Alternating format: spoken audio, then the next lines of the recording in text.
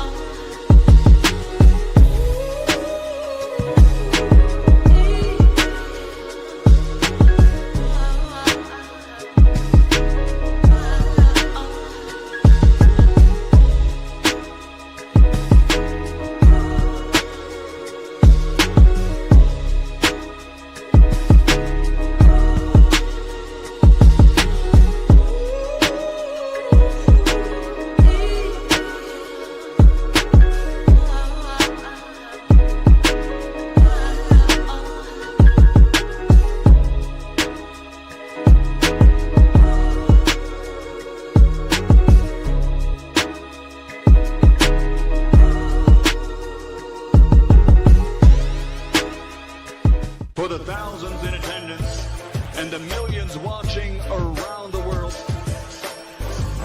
ladies and gentlemen, let's get ready to rumble!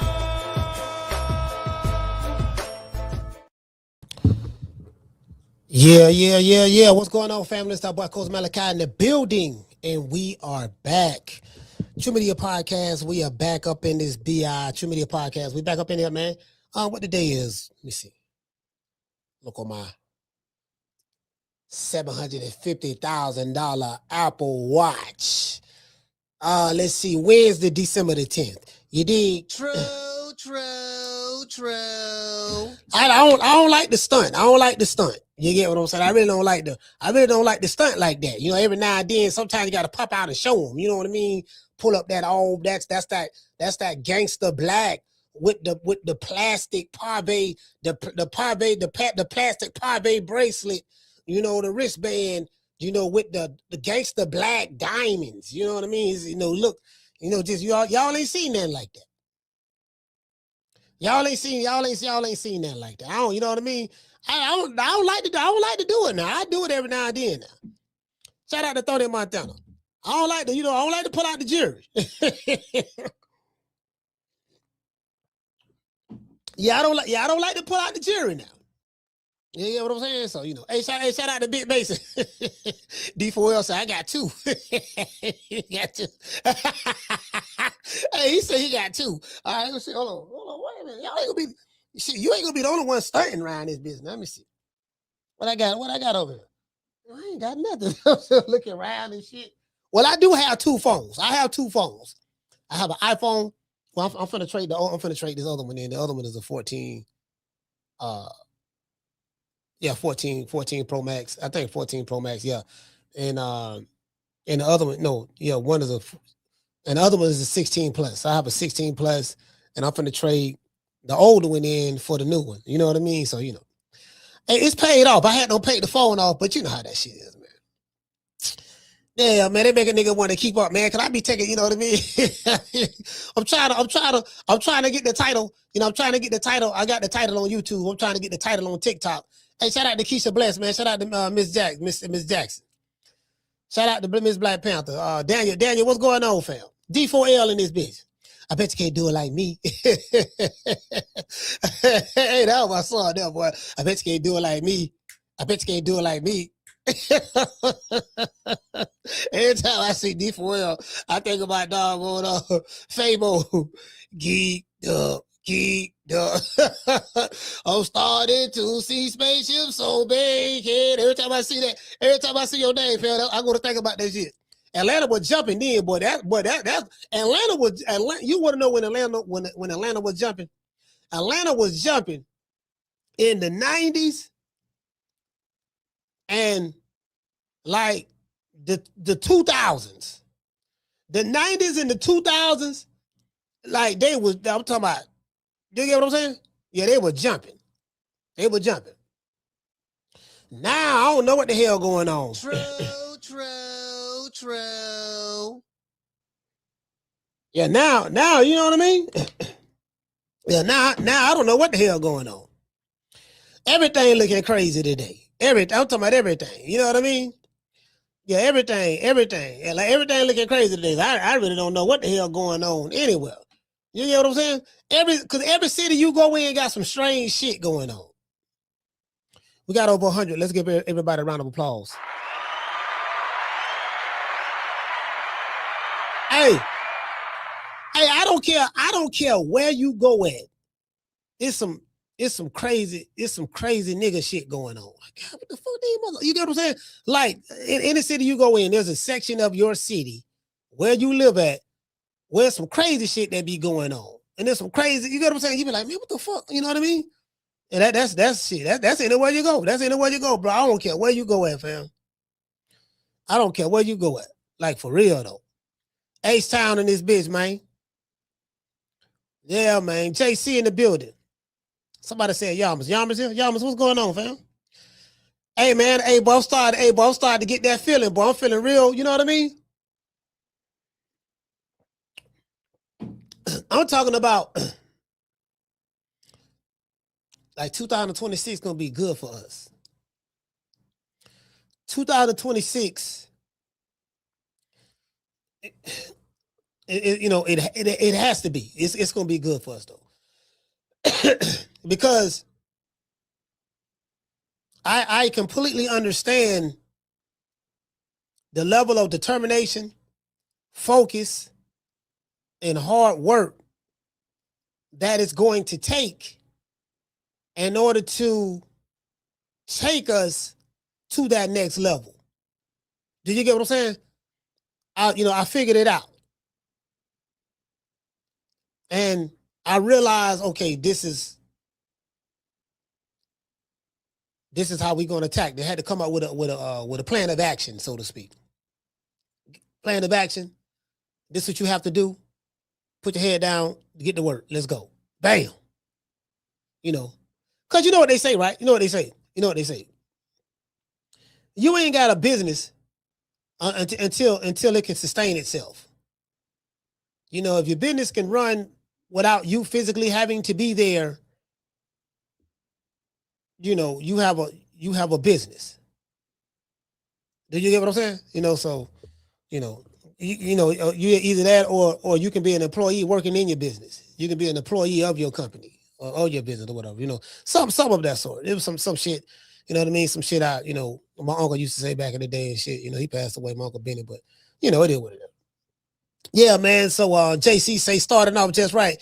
Yeah, I'm gonna tell y'all something. The same mofos that's complaining this year, they gonna be complaining next year. Hey,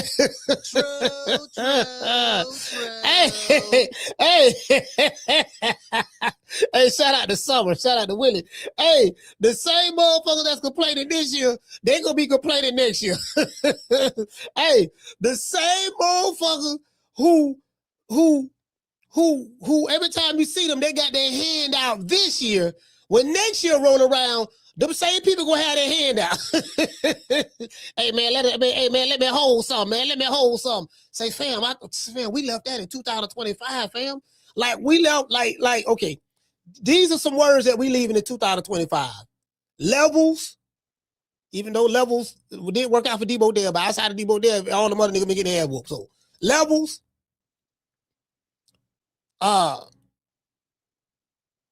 What I was saying? Levels. Damn. Hey man, I just forgot what I was gonna say. I said some shit we gonna leave in 2000. Oh yeah. Let me hold something. We leaving that in 2025. Can I borrow? We gonna leave that in 2025. Let me hold some. Can I borrow? Yeah, we leaving those words in 2025. Telling you right now. 2026.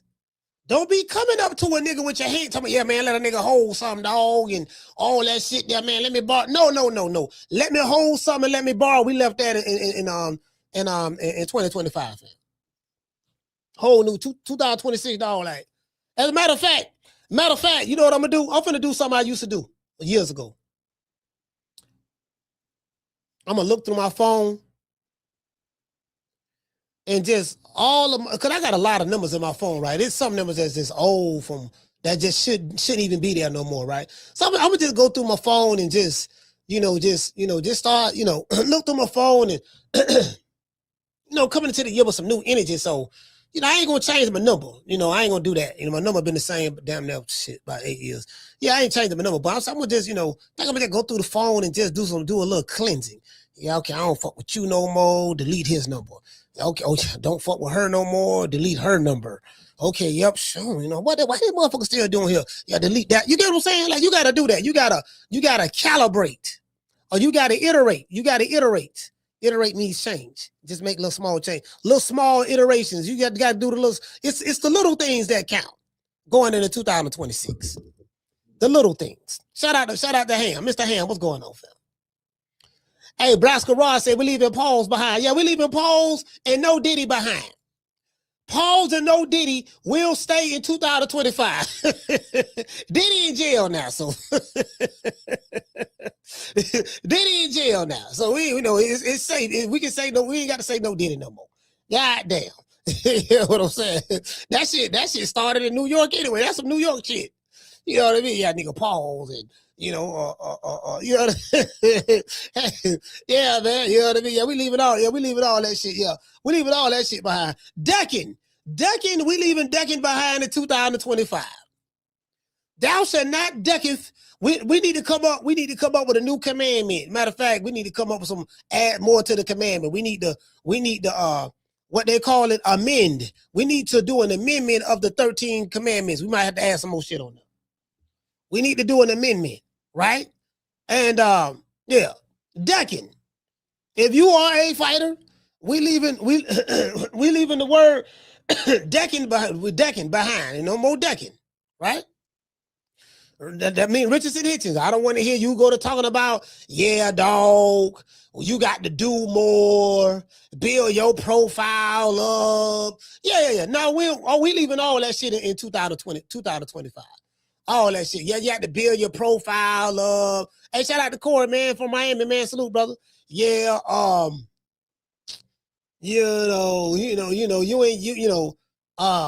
you got to fight 20 niggas before you fight me. Yeah, we leaving all that. Like right now, listen, 2026, everybody, niggas get it on site.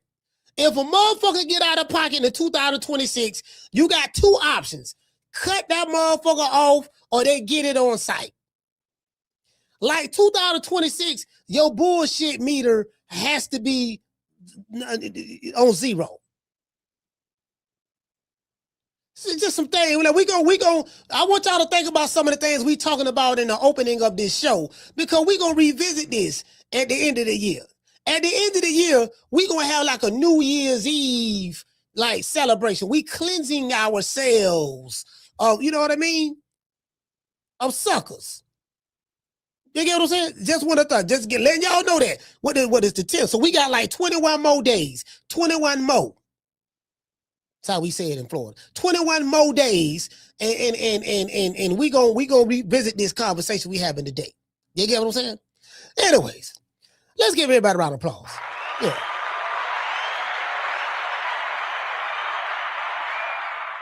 Yeah, you know what I mean? Yeah, you know what I mean? So, hey, yeah, we're gonna have some grown folks conversations on that day. Yeah, man, look, man, some shit, man, some shit we leaving behind, dog. Like, some shit we just leaving behind, dog. Like this shit right here, man, we ain't, Now I'm on X, I be on X and shit. I really don't say nothing on there. Like I told y'all, it's it's the softest cunt coochies. Brick in the booty, eating type of beta males I've ever seen in my life. Hey, listen, on X, the sucker shit is at an all-time high. I'm talking about fam. Man, I'm talking about, man, bro, look here. Anyways. Yeah, I'm just, man, bro, like, fam, like, I'm sitting there looking on this shit. And I see this post Devin Haney posted a picture of his VADA results. He was been a part of VADA, the clean boxing program. hey, the clean boxing program, right? VADA, right? Some say, y'all know me. I like looking at the comment section. Some say, man, look at the comment section. I'm looking at the comment section shit, right? Motherfuckers ripping Deebo. Deebo Dev getting it from everywhere. I say, damn, don't nobody like this nigga, man. Like, I mean, no, you know what I mean? Again, I don't know if it's bots or what it is, but there's just a perception, bro. It's two fighters that's on Twitter that get so much vitriol from people like on Twitter. It's Terrence Crawford and Devin Haney. Bro, like, those are the two most hated black fighters, probably, bro. Like, bro, they hate them two. I don't know what it is about Terrence Crawford and Deebo Dev. Like, the dudes who hate them. I'm talking about all of them broke too. All of them broke. This is some broke niggas. But I'm just saying, like, the people that hate them, bro, like, this shit is. I'm like, God, cause I be looking at the comments. I'm saying, damn, they be saying some shit, but I said, well, God damn, pussy ass nigga Crawford. Why they got that whole ass nigga on Forbes? What he doing on Forbes? No, you know what I mean? Like, he still broke. He ain't got no money, and the only reason he on Forbes is because of Canelo. If it wasn't for Canelo, would nobody even be looking for him? Hey, these niggas say these niggas throwing temper tantrums, fam. I say, fam, they throwing temper tantrums. Hey, I'm like, man, you get what I'm saying? I'm like, fam, what, like, y'all, is you all right? Anyways, in a recent post on X, yeah, about what I said, fans ripped Devin Haney on X for showing VADA results and dissing Ryan Garcia at the same damn time. You know what I mean? What we call Ryan Garcia fans? Was it the Ryanettes? was it the Ryanettes? What because I call him Instagram model. What we call Ryan Garcia fan? Was the Ryanettes or the Bussy boys, or what we call Ryan Garcia fans? The Ryan, right? I'm like, you know what I mean? Cause all Ryan Garcia fans, teenagers. He got 16, 17, 85% girls. You get what I'm saying? So, heartthrobs, cause I look at Ryan Garcia as like he would have been the leader of Backstreet Boys or New Kids on the Block or, you know what I mean? In Sync. He would have been, you get what I'm saying? Cause he looked like one of them boy band type dudes. You know what I mean? He look like one of them boy band type motherfuckers. I'm talking about Ryan Garcia. He look like one of them. I can see him talking about some bye and all that shit there. You know what I mean? Because him and Oscar De La Hoya. Y'all remember Oscar De La? Y'all remember Fishnets? Black pantyhose.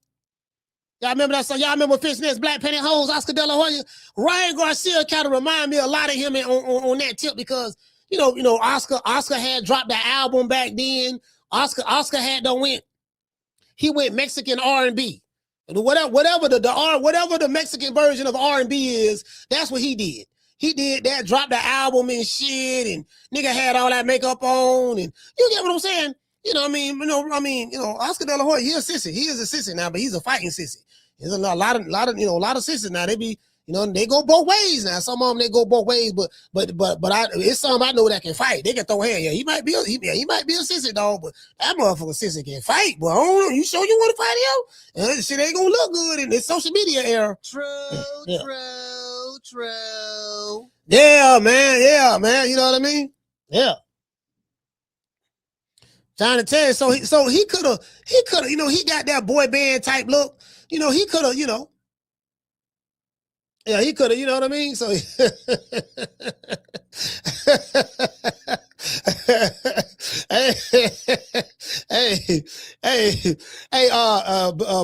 B-Love say Oscar isn't leaving Diddy parties behind in 2026. No, Oscar. Oh, you know what? Yeah, because I was gonna say Oscar was before Diddy, but no, he wasn't. No, he wasn't. Oscar came out in 1992. Yeah, Diddy came out around that time. Well, he was with Andre Harrell then in the 80s, 80, 89, 90, you know. Man, listen, I'm gonna tell you something though. Yeah, so you got old crying ass Ryan, you know what I mean? So his fans, man, they talking shit. You know what I mean? Deebo ride down the block in a beach cruiser looking for smoke. Niggas ducking. you know what I mean? Niggas ducking. You got Dollar Bill, you got Bill Haney, you know what I mean? The modern day Don King on the scene, shaking trees, shaking the trees, trying to see what's gonna fall off the branches, and I say, boy, this is diabolical. These niggas here, boy. I said, they hate these niggas with a passion. hey, I said, boy, they hate, boy. I said, boy, they hate these two. This something about these two niggas here, boy. They hate them with a passion, boy. I'm talking about digitally crashing out. Digitally crashing out. Digitally, you know what I mean? Because they ain't gonna crash out in real life. They couldn't coochie. They scared of the motherfucker. They ain't gonna do that in real life. But digitally, they gonna throw temper tantrums. They gonna send gun emojis. They gonna threaten you until ICE come knock on the door or something. They go, the feds or whatever. They gonna, you know what I mean? They gonna talk to you in all caps. Man, I'm trying to move on. And now, let me tell y'all something. If your ass on the block list in 2025, you will continue to be on the block list in 2026. You got blocked for a reason. I'm telling you right now. The 2025 block list applies in 2026. That shit is running. That's a consecutive. That shit don't recur. That shit is consecutive, year after year. Create another account. I know you will. Anyways, back to what I was saying.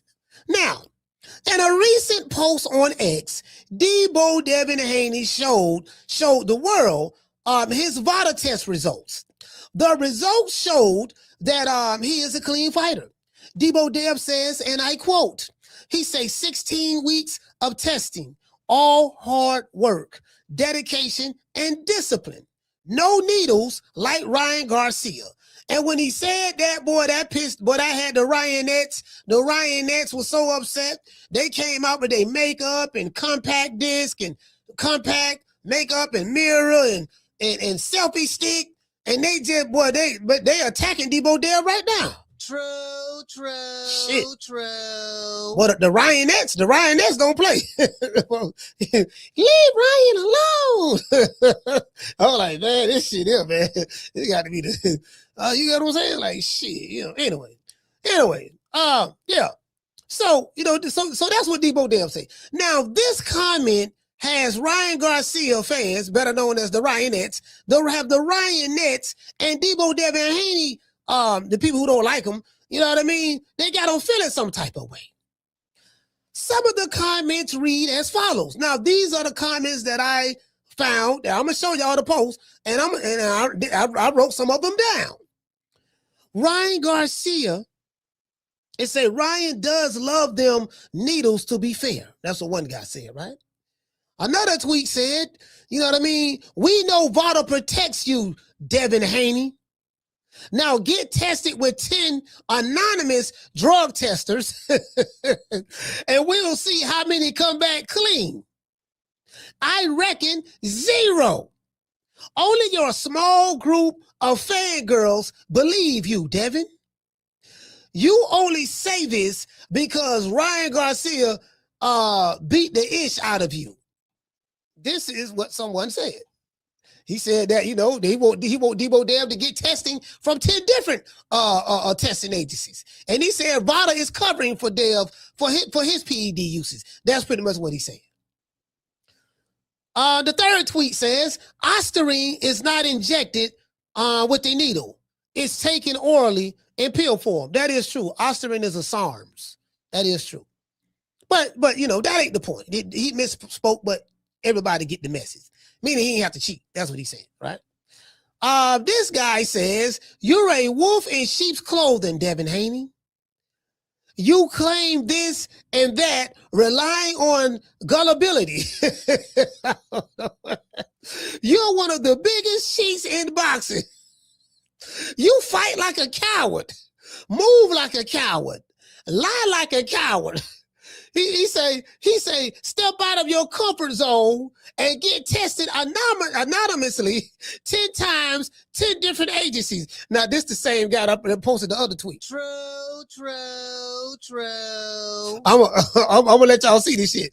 This guy says, again, the amount of Ostarine was 6 nanograms. That would be 6 nanograms, whatever, right? He said the amount is way too tiny to be intentionally ingested, right? He said in most cases, it comes from a contaminated supplement, which in my opinion, you set up.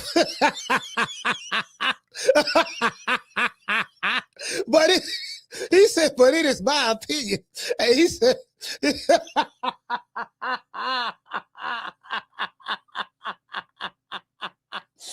said, hey, he said, he said, Deebo Dev set up the drug testing. Yeah, the nigga set it up, dog. He contaminated Ryan Garcia supplements. And I said, okay, well, there was no proof that he got it. It was contaminated supplements. There was no proof of that. And Ryan Garcia pled guilty to the New York State Athletic Commission after they did their own testing, independent of VADA, and it came back that you had Ostarine in your system. So how do you explain the New York State Athletic Commission? Okay, you can dismiss VADA. Okay, cool. But what about the New York State Athletic Commission? And then you agreed to pay the fine. You pled guilty in court. You agreed to pay the fine and take the suspension. See, I've been locked up before I did time, been in courtrooms. So, when you go in the courtroom, this is how this shit work for those who don't understand. When you go in the courtroom, right, you're faced with a judge. And there's something called the prosecutor, whether it's state or federal. And the prosecutor has a whole bunch of evidence against you, and they plan on, based on the law of the land, the statute of limitations for that particular crime, they determine what your punishment gonna be. Now, you as being the defendant, you're looking at it, talking to your attorney, and you saying, goddamn, yeah, they got your dog, they got you on camera, they saw when you walked in the store, they saw, goddamn it, when you put it in your mouth, they saw, goddamn it, when you shot the video saying what you were gonna do before the fight and all that stuff there, they got everything, dog. Now, we go to trial now and get found guilty, they're gonna give us 30 years. 30. They're gonna give you 30. 25 mandatory. No parole. If we take the plea, they're going to hit us with a fine and just suspend us for a year. True. So you got to weigh your options. Go to trial, lose, get 30, take the plea, pay a fine, do a year suspension. Go to trial. Now, it's a good chance you can go to trial and the jury can find you not guilty. Good chance you can do that.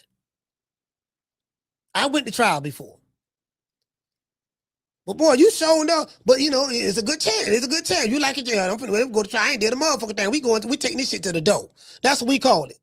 We gonna take it to the door. Taking it to the door mean we going to trial. Man, tell them crackers to run that shit. You know what run that shit mean? In the courtroom, run that shit mean, look here, man, we gonna have to pick 6. You picking 6 or picking 12. That's what that means, right?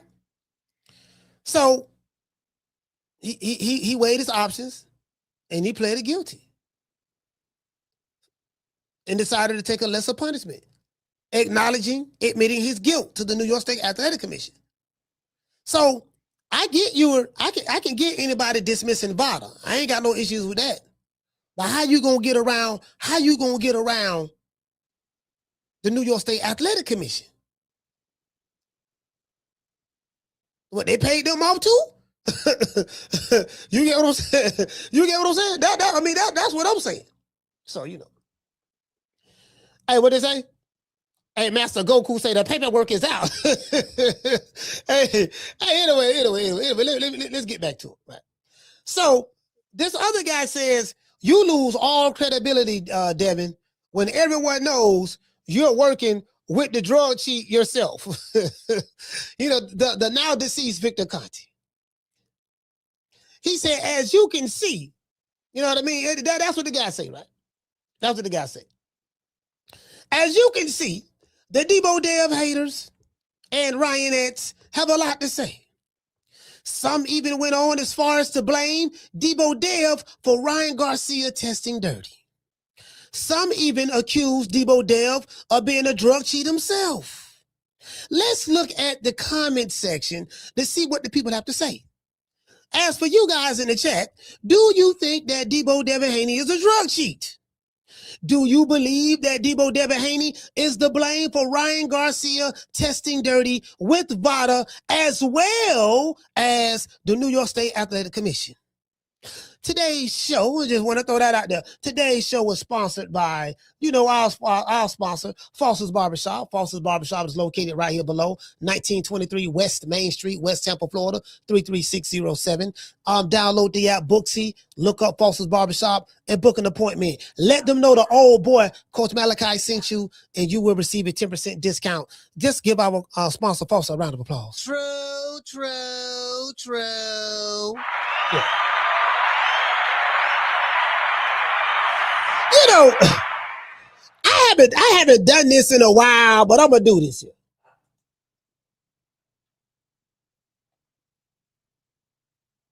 Let's see. Hold on.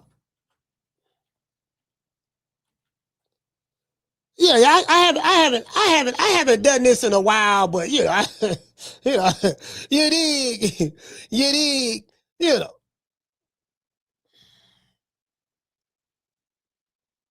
Let's see. Hold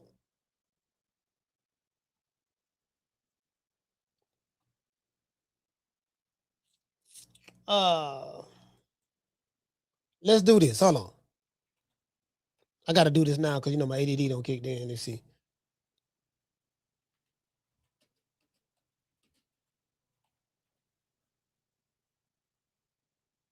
Okay, here we go right here. All right, so I don't put it up. Hold on, I got we going to class today. Get your pen and paper. Class is in session. To this day. It is what it is, man. Before we get into the show, I want to dedicate this show to the hood. I want to thank the whole hood who came out here. I love y'all. I did this for the hood. Y'all know I beat that boy. That's right. Y'all know I beat that boy. You get what I'm saying? I got all my belts with me too. I'm undisputed. You know what I mean? Undisputed, undefeated. You know what I mean?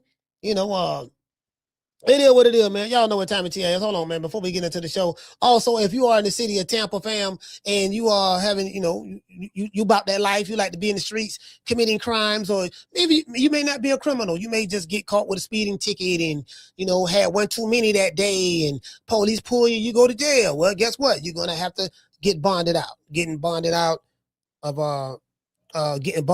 jail is, you know, it's like, you know, when you go in there, you lose your freedom and you need somebody to come put some money up for you so that they can, you know what I mean? So that you can go back home. You get what I'm saying? That's what I did, right? You're going to need some help on that if you're in the city of Tampa, because Tampa do not play. They will lock your ass up. You dig?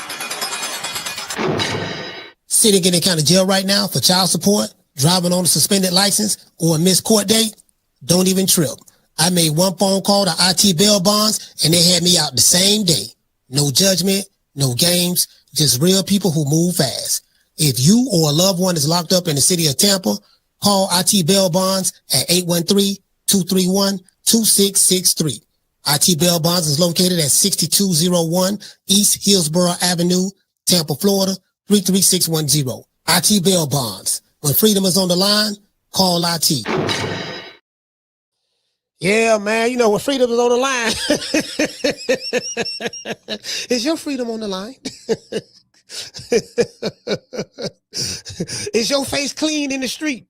And see, now, if your face clean, and listen, if you got a clean face in the street, dog, you get locked up. You can call somebody, hey, man, y'all come get me, man. Get me out. You know what I mean? Come get me. You know what I mean?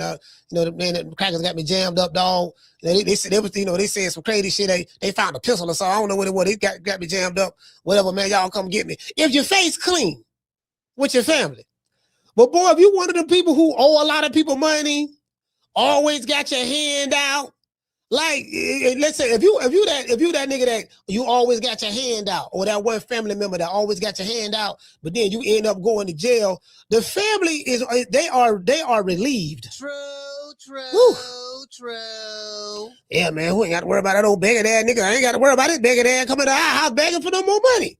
You know what I mean? He ain't got to, listen, you don't need no food. Hey, man, can y'all give me some money? Hey, you know, it's to kill me. It's locked up, right? People be calling home trying to get some money, trying to get people to send the money to JP and shit like that. Motherfucker be like, yeah, man, motherfucker on the street, people on the street don't understand, right? They don't understand. Yeah, man, you send me some money, you know what I mean? I need to get something to eat. Get something to eat? What you talking about? Where you at? You gonna get 3 meals, you gonna get 3 meals a day. You ain't going hungry, even though people giving you, yeah, but y'all don't understand, man. I want to be able to go to the store, go to the canteen and get me some Zoom Zooms and wham wham, but I get tired of eating that.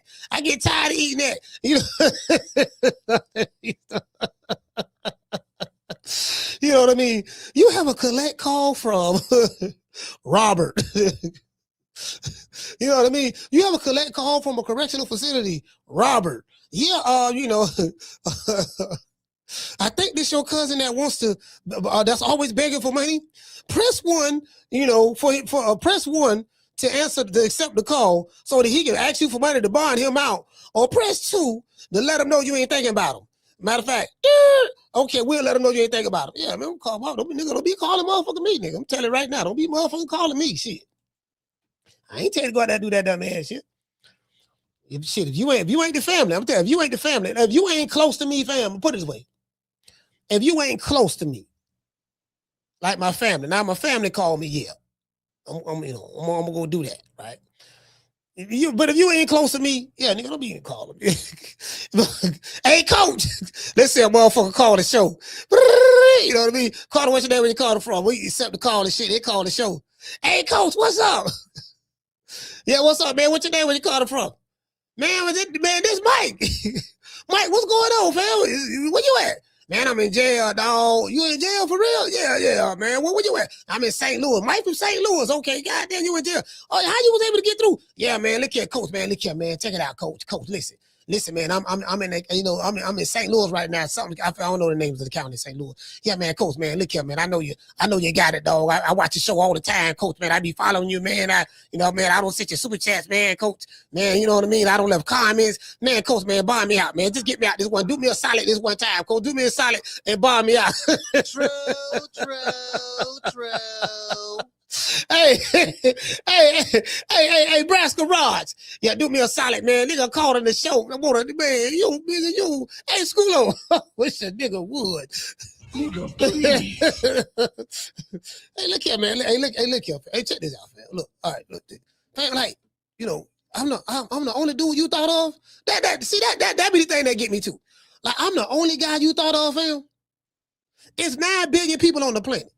Out of the 9 billion, I don't know how many of them that that's family members of yours or friends. So you do the math on that.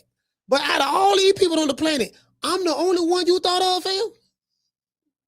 Well, I thought of my baby mama, but she mad at me. She ain't answering the phone. Last time I called her collect, some dude named Tyrone amp picked up, so I don't know what's going on with that. Oh yeah, Tyrone. The third lady Tyrone? Yeah, some nigga named Third Lady. Yo, okay, yeah.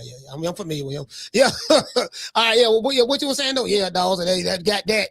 Then my mama say she done washed her hands with me. You know what I mean? So that's over with right there. So my baby mama, so let me get it straight. So Third Lady Tyrone, he laying piping your baby mama, that ain't working. Your mama, she washed her hands with you, that ain't working. So what? So I'm your last line of defense or something, right? Well, yeah, coach, see, you know, coach, you the only one that, you know, I thought about you, coach, you know what I mean? I'm a big supporter of the show. Hey, my QR. Hey, boy, hey, boy, that'd be some hell of a shit if a motherfucker call here collect from jail. Boy, that'd be, boy, if a dude called this show collect from jail, I would accept the call too. You know what? I'll just say I would accept the call. Just, yeah, you know, nigga, we got shit, nigga. We got niggas calling from jail, nigga. Somebody called from San Quentin. Well, hey, what do we get Diddy on the phone? And we get Diddy on the phone right now. Diddy, what's going on? What's going on, Diddy? Boy, I don't know what you did, but that nigga 50 Cent mad at you, boy. Boy, they went for the juggler, but you don't got crossed up in the court system, doing all that crazy shit. Motherfucker looking at you crazy again. You decide that like you don't knock off Biggie and Pac. You get what I'm saying? Boy, I'm like, ooh, Lord have mercy, boy. You I don't know what he did. What he did to you. You better, what you did to him, you better apologize. True. Leave that nigga alone. It's something like, I'm gonna say this and we're gonna get into the show. You have to know which lines and boundaries to cross. Did you get what I'm saying? It's some mofos you just have to know that's not to be fucked with. Everybody have limitations, right? You know, like me. When it comes to this YouTube trolling shit and body toe tagging and body bagging motherfuckers, I'm not one to be taken lightly. I'm not the one to fuck with. Not on this shit. I will embarrass you. I would do dive research. I would, like, literally. I'm not the one. 1, 2, 3, 4, or 5. When it comes to this shit, right? But even I know there's limits, there's levels to this. Levels. I ain't on that level. This nigga got the money, he got the resources, and he got the access to everything. When you got somebody who got money and resources more than what you got, you can't be fighting a nigga. It's like a midget fighting someone that's 6'5". Your arms too short. You probably a fighting midget. You probably can fight, but your arms too short in this situation, fam. You can't win this one. I know you got the heart to fight, but you're not gonna win. This dude on some other shit. You got to stay on your level. You get what I'm saying? This ain't what you want up here. This man got a bird's eye view of the situation. You got to leave that motherfucker alone. True. Oh, Lord have mercy, boy. Hey, you know what I'm talking about? It is what it is, man. Shout out to the $10, the PYTs, and the honey dips, and shout out to the snow bunny. See her eyes shine, she's my snow bunny, please. In the winter lights, so she's my sweet Ostarine. Talk to my nose, this love has got it so raw. Make you move, stepping out of control.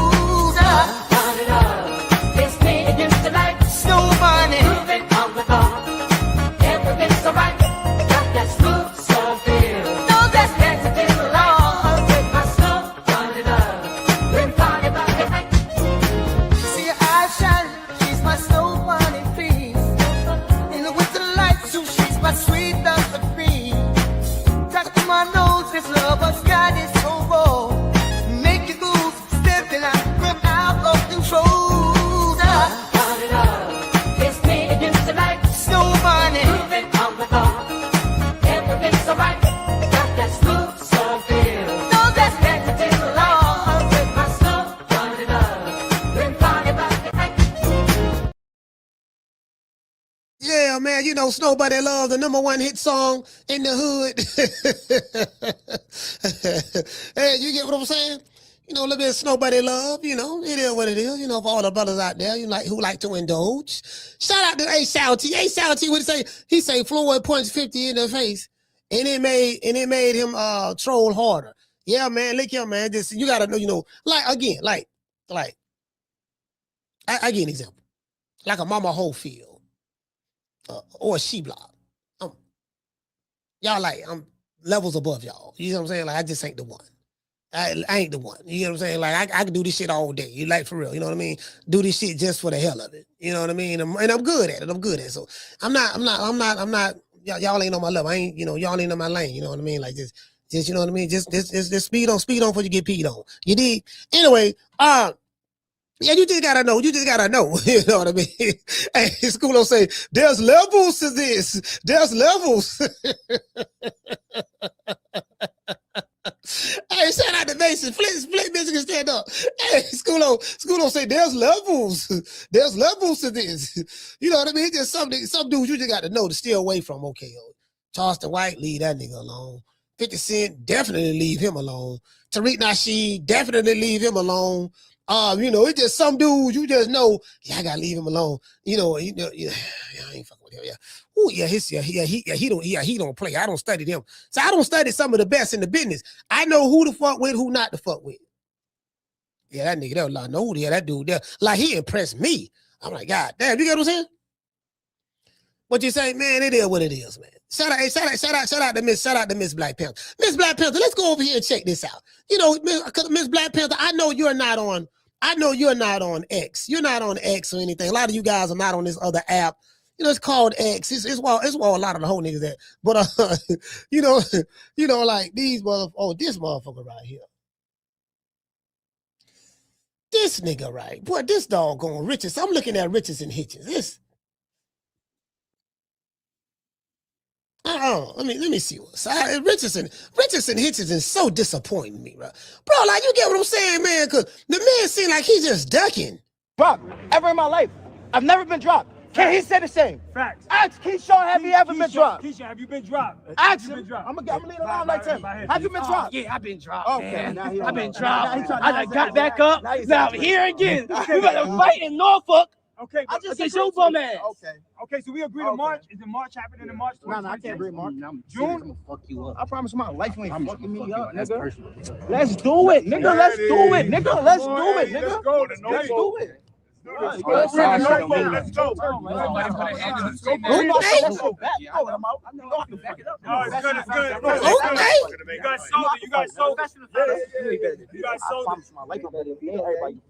Yeah. He probably is, but I'm gonna fuck you up. I promise you my life. Yeah, I know. I swear to my life. I know. I swear to my life. You can't fuck me up. You shot a nigga in the boxing ring. You shot his This fight gonna be big. This fight gonna Okay, all right. They talking about swearing. Wait. Why dudes be swearing on? Well, you know what? Swearing on their life. I swear on my life. Cause I know we were growing up. We used to be like, say you swear. Nigga, I swear. Listen. I swear on my grandma's grave. I swear on my baby head. Swear on your baby head. Like you got a child and you swearing on your child's head. Yeah, like you swear on your baby head. You know what I mean? Say you swear. I swear on your grandma's grave. I swear on my grandma's grave. I'm telling the truth. I swear on my life. I swear on my life you ain't gonna fuck me up. I said, okay, so if you whoop your ass, then what? What's gonna happen? You gonna off yourself or what? How that work out? They be going too extreme with that shit. They be going to extreme with it. You know what I mean? Like, man, okay, all right, okay. Let's see what's on. Let's go back over here. I like that. I ain't gonna lie. I like the smoke. I like the smoke. I do. be big. It's gonna be real. Dropped ever in my life. I've never been dropped. Can he say the same? Facts. Ask Keyshawn, have you ever been dropped? Keyshawn, have you been dropped? Ask him. I'm gonna leave it alone like him. Have you been dropped? Yeah, I've been dropped. Okay, man. I've been dropped. I got back up. Now I'm here again. We got to fight in Norfolk. Okay, against your bum ass. Okay, so we agree to March. Is the March happening in March? No, I can't agree March. June? I'm gonna fuck you up. I promise my life you ain't fucking me up, nigga. Let's do it, nigga. Let's do it, nigga. Let's do it, nigga. Let's go. Let's do it. Let's go. Let's go. Somebody put a hand in the screen. We not talking that shit back. I'm out. You guys sold it. You guys sold it. You guys sold it. My life everybody bullshit. Yeah. He probably is, but I'm gonna fuck you up. I promise you my life. Yeah, I know. I swear to my life. I know. I swear to my life. You can't fuck me up. You shot a nigga in the boxing ring. You shot his head. This fight gonna be big. This fight gonna be big. Okay. Now listen. Don't be getting me excited. Don't be getting me excited now. You know what I mean? I hate to see niggas be talking shit like that. You know, it don't take much for me. Once I see some niggas talking shit, that's all it takes for me. Cause I love shit talking. I love shit, bro. Like shit talking is shit talking and laughing. Shit talking and laughing, bro, should be I think that's one of the greatest gifts that God ever gave man. You know what I mean? The ability to be able to talk shit and laugh. You know what I mean? And it's like, you know, shit talking. I love some good shit talking now. Hey, you get what I'm saying? Hey. Oh, like, man, they said back, man. Okay, but again, I ain't gonna fight. CJ from the 504 said Blue Blood already reported Hitch is turning down Keyshawn fight. For real? Blue be reporting on everything.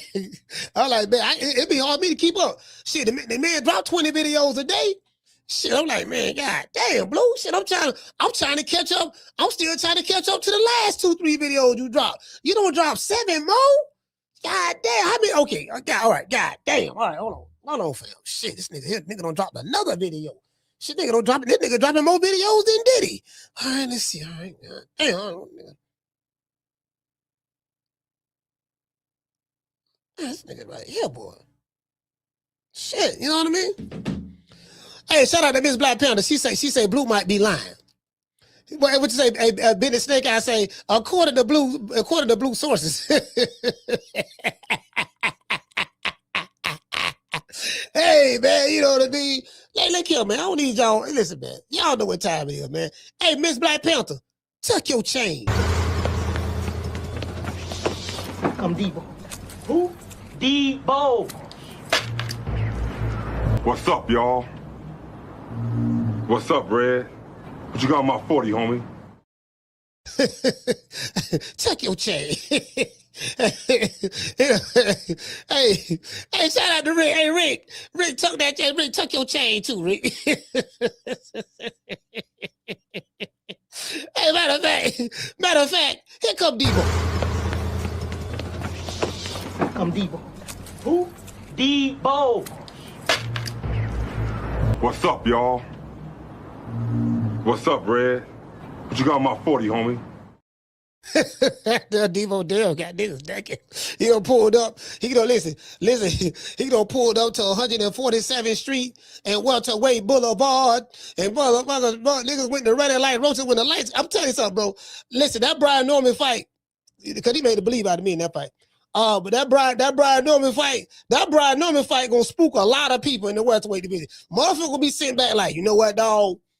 I don't know if I want none of that there, because it's going to be hard to whoop that nigga, that man. Because that man, shit, the man, you know, he got great footwork. He got the up jab he be shooting. Like, he worked the angles real good. He quick, he fast. He got punching power now. Look like he got punching power now. He got punching power. He ain't chinny. You know, Mo, you get what I'm saying? Like, it's gonna be dudes. It's gonna be dudes, man. Niggas gonna be, they ain't gonna want to fight. They ain't gonna want to fight them, bro. I'm telling you, bro. I'm telling you. Y'all, you can say what you want to say. I'm telling y'all, bro. I'm seeing how this going down. Anyway, let me show y'all this right here. Now this is on X. As you can see, this is on X. Devin Haney, Deebo Dev. I heard he was gonna change the name to Deebo Dev. I don't know how true that is, but that's what I heard, according to sources.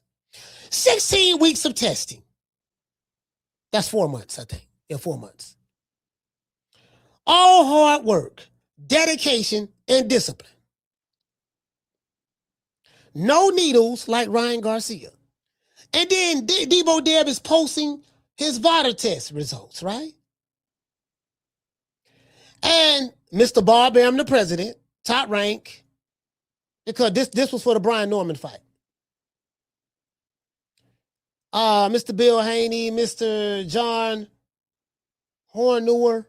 Oh, Mr. John Hornewer. Y'all don't know who this is. Y'all don't know who this guy is right here. You get what I'm saying? But I feel y'all ain't on that. VADA results program.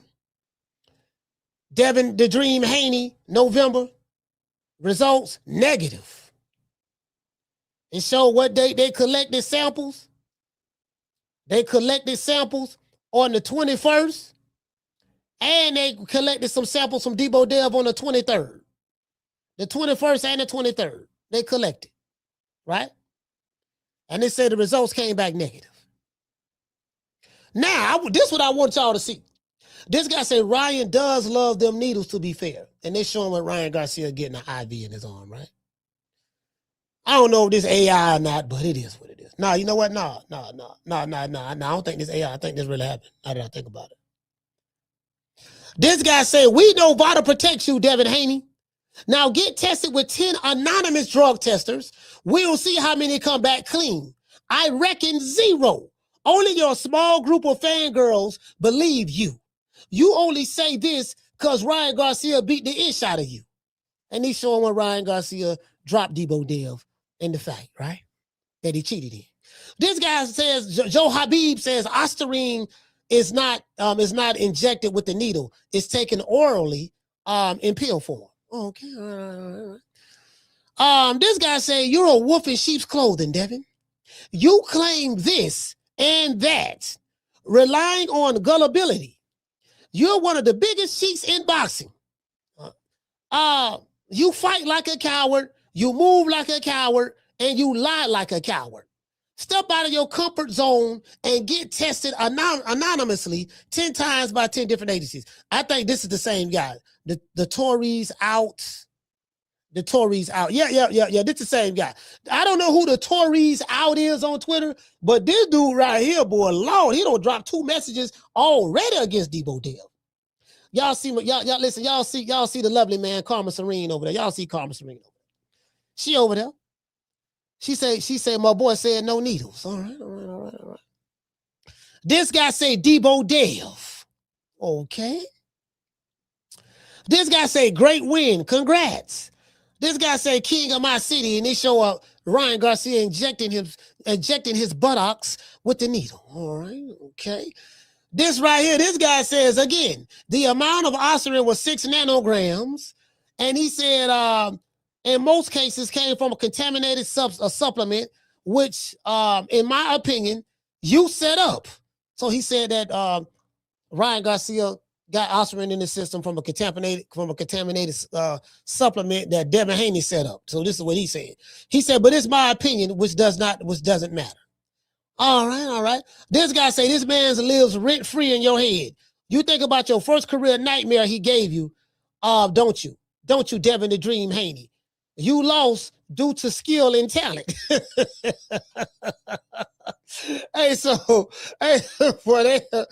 man, all this still from him just showing his test results. And he threw a shot at Ryan Garcia. This guy say, Ryan. I don't know what he mean by that. Ryan LBN Satan.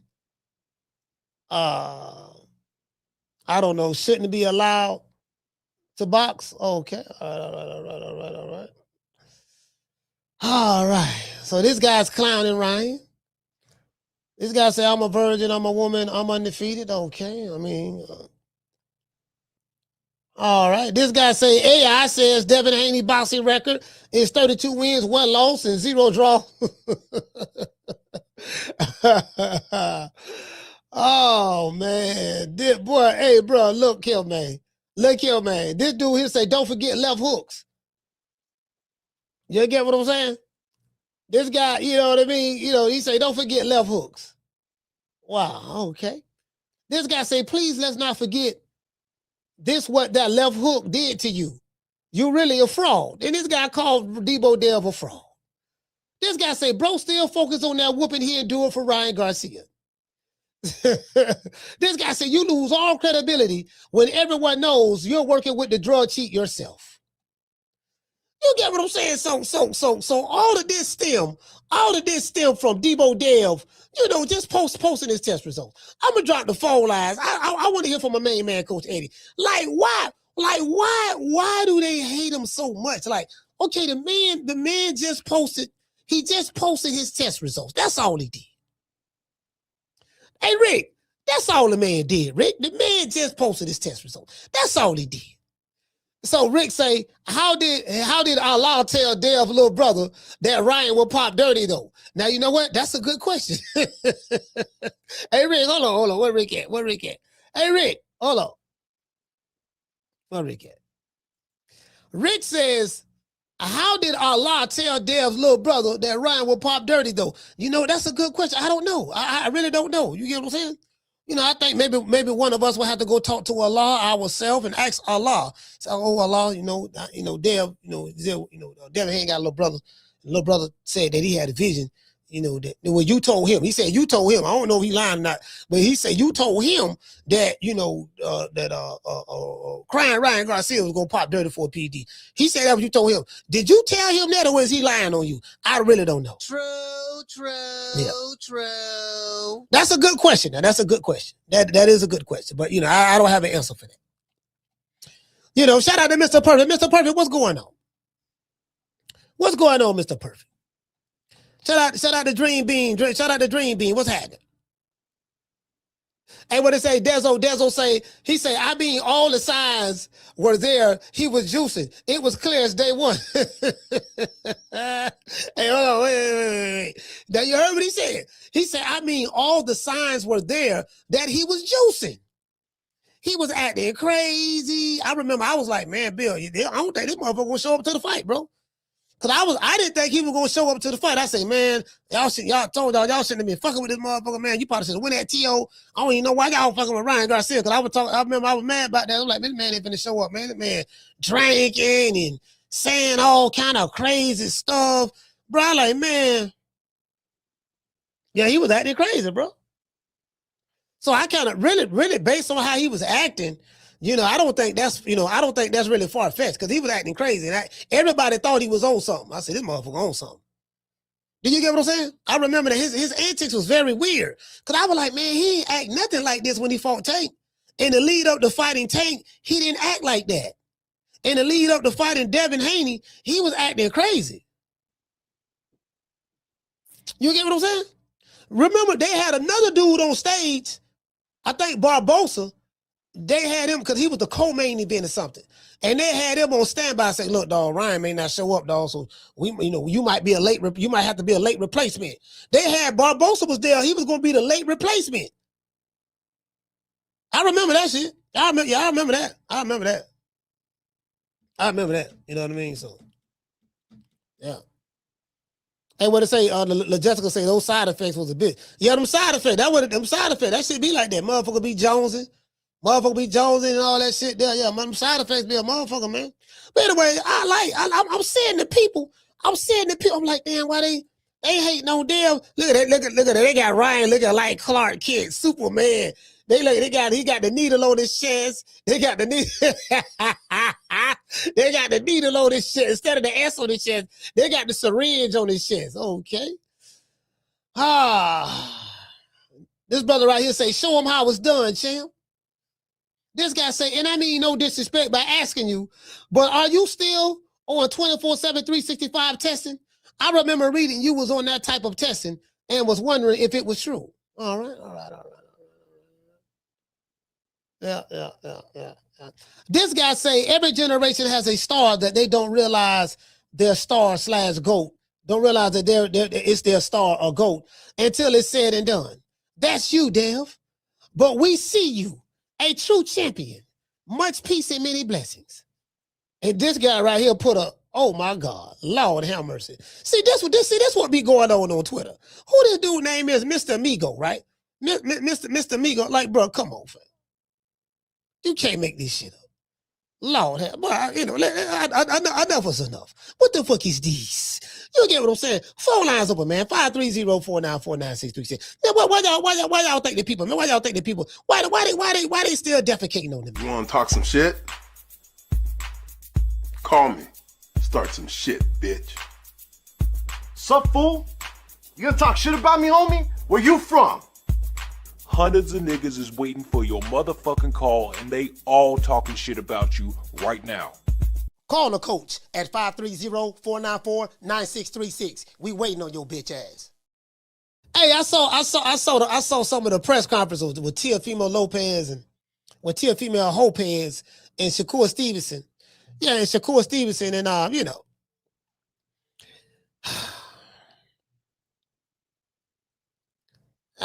don't feel it twisted yet. It ain't no twisted for the fight yet. As it get closer, we should get some twisted. Caller, what's your name? Where you calling from? Raymond from Illinois, coach. What'd you say, Raymond from Illinois? Yes, sir. Raymond, talk to me. Hey, this is a little bit off topic, coach. Did you see that press conference with Tio and Shakur? Yeah, I saw it. I just watched I saw some of it, yeah. And Turkey had called in the middle of the press conference and was basically asking, like, why is Eddie Hearn there? You know, motherfuckers were just talking crazy about him. And he was, like, basically asking, like, I'm not surprised to see you here. You know, now you say I am surprised to see you here after, you know, the shit he was just talking. And I thought this shit was kind of weird. Like, yeah, I didn't see that. Yeah, I didn't see that part. Yeah, when he called on that phone and he put the phone up to the mic, that's what he was saying. But yeah, that's all I was calling to ask you, coach. All right, salute, man. Salute, fam. Shout out to Ramon, man. Hey, you know what? Yeah, I didn't hear that, fam. Yeah, I didn't hear that. See, this is the thing, right? And I told y'all, this is what's going on. There's a new guard, a new sheriff in town in the sport of boxing. You have the new guard, the new way that things are going to be starting in 2026, and then you have the old guard. So the fans have chosen sides. They complain about the old guard, but they don't like the new guard that's coming in, right? And then you have reporters like Sean Zytel and stuff. They got this personal vendetta or war against Turk Al-Sheikh, and you know, I never sell my soul to go work for them and this and that, yada yada yada, right? So you got some of the American guys over here, you know, trying to fight the good fight, I guess. Yeah, trying to fight the good fight, I guess. It's futile, but you know, trying to fight the good fight, I guess. You know what I mean? And yeah, it's actually futile. You get what I'm saying? So you know, to be honest with you, but yeah, you know what I mean? But that's what's going on. See, one thing about me, I'm very astute to what's going on, right? And I'm not stuck on, I care nothing about the machine. If the machine is going to destroy itself, I'm all for that. I'm not for trying to hold on to the old guard.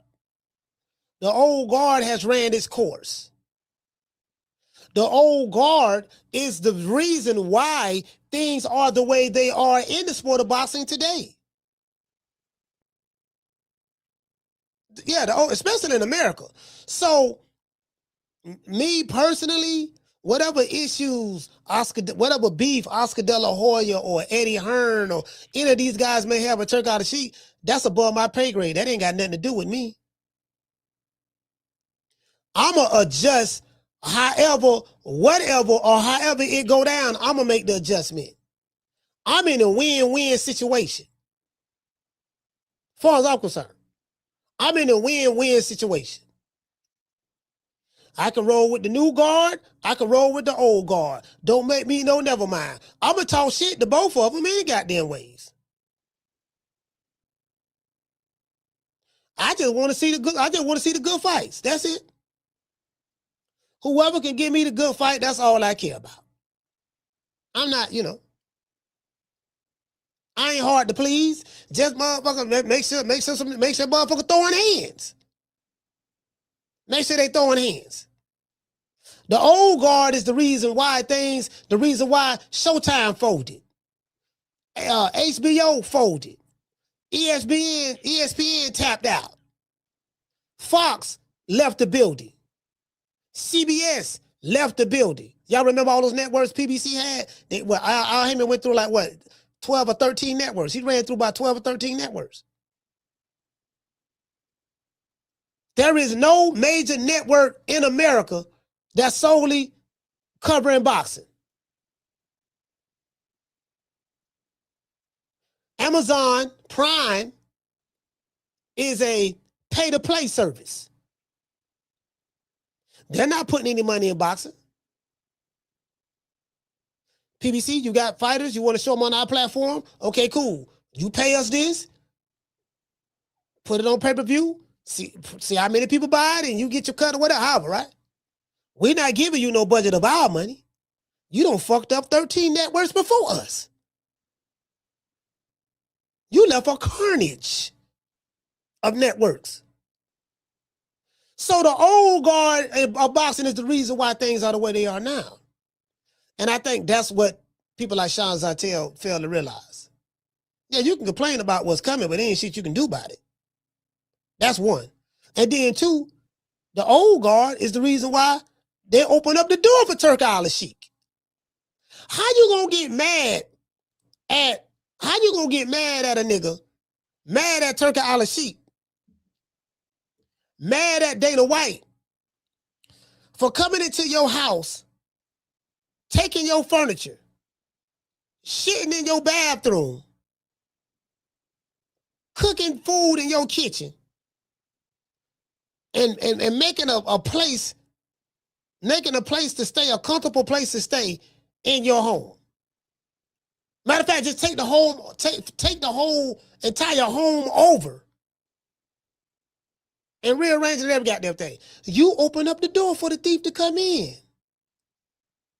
Oscar De La Hoya, Al Heyman, Bob Arum, Eddie Hearn. You guys open up the door for the thief to come in. Now y'all looking crazy. They got this love-hate relationship with Turk Al-Sheikh. Yeah, man, you know, Oscar say some slick shit about him. Eddie will say some slick shit about him. But yeah, they'll have their fighters fighting on his fight cards. Fighting on a Riyadh season card. You talking shit about him, but yet you're doing business with him. Did you get what I'm saying? So, you know, it is what it is. It is what it is. You know, these motherfuckers, you know, they feel like they fighting a good fight, fighting a good fight. Your problems ain't my problems, fam. Your issues are not my issues. Your beef ain't my beef. I don't like Dana White. That's how you feel about him. I ain't got no problem with him myself. You get what I'm saying?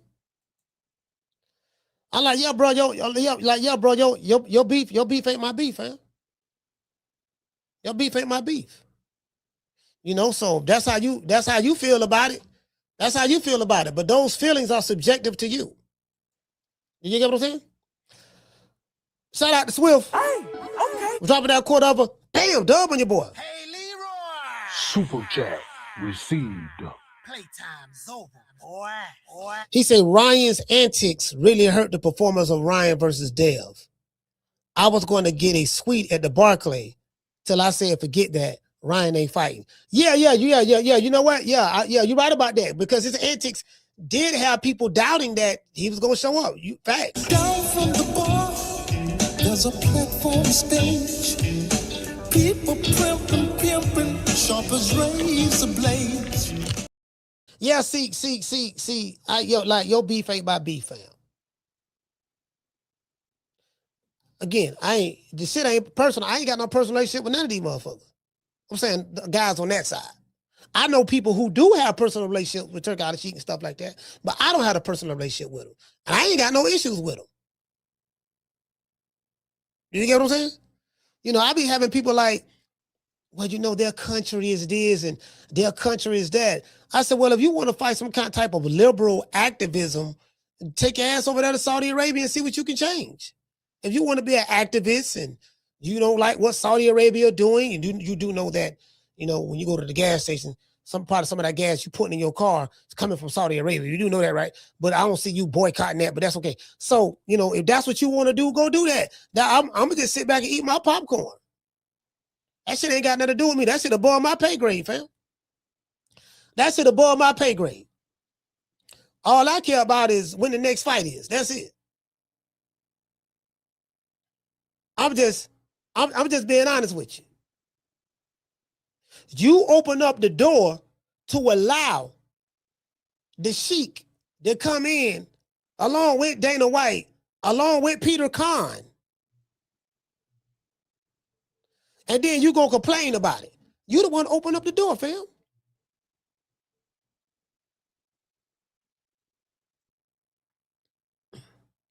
Carla, what's your name? Where you calling from? What's up, Coach? It's Martin from Jersey. Martin, talk to me. Hey, Coach, man. Like, when you was talking about these guys that are complaining about Turkey Al-Rashid, like Sean Chantel and the fake beef that they got with Dana White and the DKO situation. Yeah. I don't pay mind to those guys because those guys are not genuine people. They're not honest with themselves, and to me, it's like a fake outrage because these guys are like compromised. They work for somebody, you know what I'm saying? Because they don't want to lose access to certain people, so they kiss ass. So that guy, Sean Patel, he's full of himself. Because I've seen plenty of interviews of him. He pick and choose who he want to be tough with. You know what I'm saying? Yeah. And all these guys do it. Like Sean Patel, Radio Raheem, the what you call it, Malanadi and them. That show, the Pro Box, they're all the same. They're not genuine. They don't keep it real with the audience. And, you know, and people and certain people they feel like because they listening to them, they cool. You know what I'm saying? It's like their word is the gospel, and it's not. So, you know, for example, I'm sorry, Coach. The situation with the WBC. Yeah. All this crap that this is for the fighters' retirement fund and this and that. Like I haven't seen. How about we ask Benita's sister? She's the one that's caring for him. How many times WBC send them a check for medical bills and stuff like that? All that lying, and everybody want to put Crawford in the middle. Like all this is starting because of Crawford when Mauricio did it to himself. You want to charge a dude $300,000 for a belt when everybody else was happy with what Buck gave him, but he feels like he's so much bigger than everybody in the world that they got to give him more money. Like, and that's the problem that I got with these guys. They don't call it down the middle. They make it seem like they're for Crawford, but in the meantime they still want to give like the WBC like De La Hoya and Eddie Hearn. Like those guys are full of shit. De La Hoya I can't even stand no more. You know what I'm saying? Well, that's all I got for today, Coach. All right, salute, I just wanted to point that out.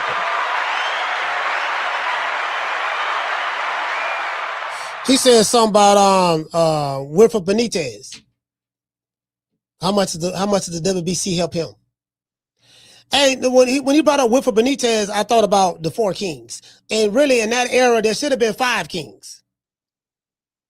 Anybody who came up in that era and watched those fights, in that era, it should have been 5 kings. Because Wilfred Benitez fought Roberto Duran. He fought Tommy Hearns. And he fought Ray Leonard. He didn't fight Hagler. But he fought three of the 4 kings. He could have been added in there as one of those kings as well. Because he fought everybody. He didn't fight Hagler, but he fought it pretty much, you know what I mean? I was thinking when he said that, that's what I thought about.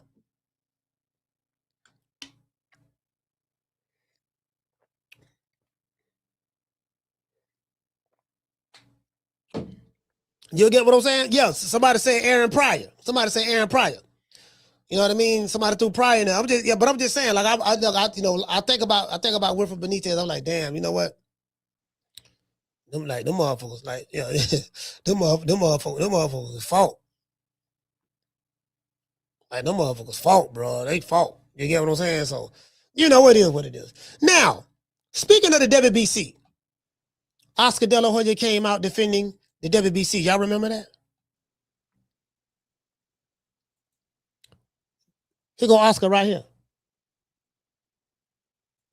They're hard-earned money to be a part of. Like you literally have to pay a percentage or a big chunk of your purse to the sanctioning, because for a belt, I would rather just buy the belt at the flea market, and, you know, for a couple $100. Right. But the ring belt is free. The ring belt, you have to be a legend. You have to be number 1 fighting against number 2. That's the only way you fight for it. And then there was a time, well, Oscar De La Hoya, I want to say like 99, 2000. He refused to pay the sanctioning fee for the WBC. Think he had top rank paid. Bob Arum paid it or something. Something like that. Think Bob Arum ended up paying it or whatever. So, you know, these guys are so disingenuous. It's all fake outrage. They so disingenuous. You know, we talking about fishnets. Now, what he said just did was total contrary to what he just recently said about Crawford. Like, you can't make this up. Like, yeah, you know, this shit is just too easy, man. This is too fucking easy. Like, this shit like taking candy. This shit like taking candy from a baby. Carter, what's your name? Where you called from? What up, Coach? It's Coach Eddie from ATL. Coach Eddie, talk to me. Good, brother. Hey, man, the internet is undefeated, man. You know, ain't nothing in a hypocrite. This man said the WBC belt is something you can buy at the flea market. Yeah. Then all of a sudden he want to defend it. You know, they just call who it is, Terrence Crawford. You know, at the end of the day, you know, boxing has always been like that. People want to say, you know, racism don't exist and don't play a part in boxing. It does, man. You know, Jack Johnson, they had a documentary called Unforgivable Blackness. That was, I don't know if you ever seen that fight. I mean, seen that documentary, but it's a good, talks about racism in boxing. But they just mad because Terrence Crawford, you know, stood up to a big, powerful organization and they don't like it. They want to stay in his place. You know what I'm saying? And it is what it is. For the Deebo Devin Haney, that's really what I'm calling about. Now, what it is with the Deebo, see, Deebo proved everybody wrong. And all he doing is showing receipts because everybody was like, how Deebo get so big all of a sudden? How he get so swole up? How he get so cut? How was he able to move up a weight class and knock down Brian Norman Jr.? And he just showing everybody, hey, man, I'm clean. Everybody, a lot of people around there, you know, a lot of people failing drug tests, a lot of people popping dirty. But Deebo Dev is here to advocate for a clean sport. And the people who don't want to get on board, I basically saying they probably got something to hide, man. You know what I'm saying? So it is what it is. Yeah, Deebo Dev he get a lot of hate, man. So what I'm saying, I'm seeing on X, they know he was Victor Conte. Well, Victor Conte gone now. He passed away. He dead and gone now. So I'm like, so he went VADA. So dude say, get another testing organization outside of VADA. I said, okay, it's one thing you're missing. The New York Athletic Commission did their own testing separate from VADA. And they came away with that Ryan Garcia had Ostarine in his A sample and B sample. This is why, instead of fighting it,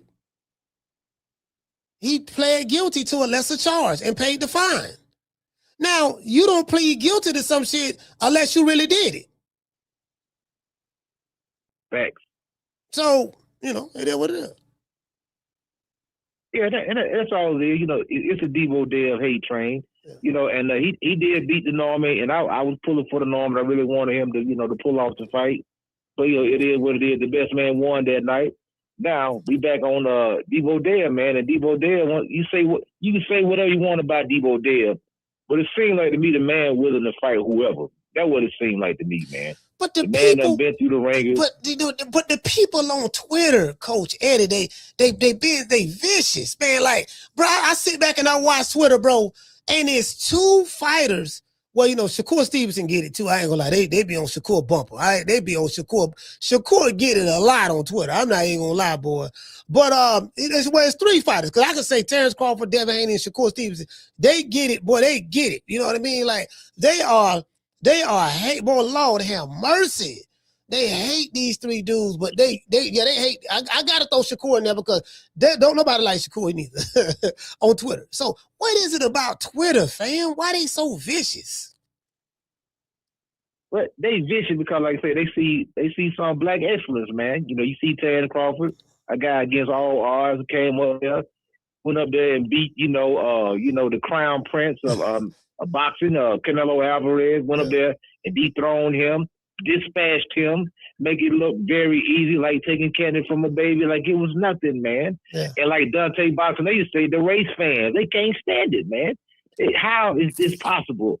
And this guy from Omaha, Nebraska, up there and beat Mexican's finest fighter. Then Devin Haney is another guy. They hate Bill Haney. That's really what I'll stand for most times. They hate Bill so much, but Bill ain't doing nothing but talking. He promoting his son. Yeah. Just like he kind of like a cheap version of my main man. The modern day Don King. King. Modern day Don King. Yeah. Yeah, he talk it up. Yeah. You know, he know how to be corporate. He know how to be street. See, Bill's kind of like he's like a chameleon, man. He can get anywhere. He can blend in. You know what I'm saying? He can go to the corporate room, or he can get down in the gutter with you. It really don't matter, man. And then Deebo Dev is just a hit man that he's sitting in to do the job. You know what I'm saying? And he get out squeaky clean, and then the next day he either buying a Bentley or he up in the jewelry store buying something. And he posting it, and people get mad like, man, they should have never gave him money. Look at him. Where you get all them muscles from? They start hating on Deebo Dev, man. Yeah. And then real talk though, I want to see the Ryan Garcia fight. I know that fight gonna bring a lot of, if Ryan could beat Barrios, put a lot of eyes on the sport.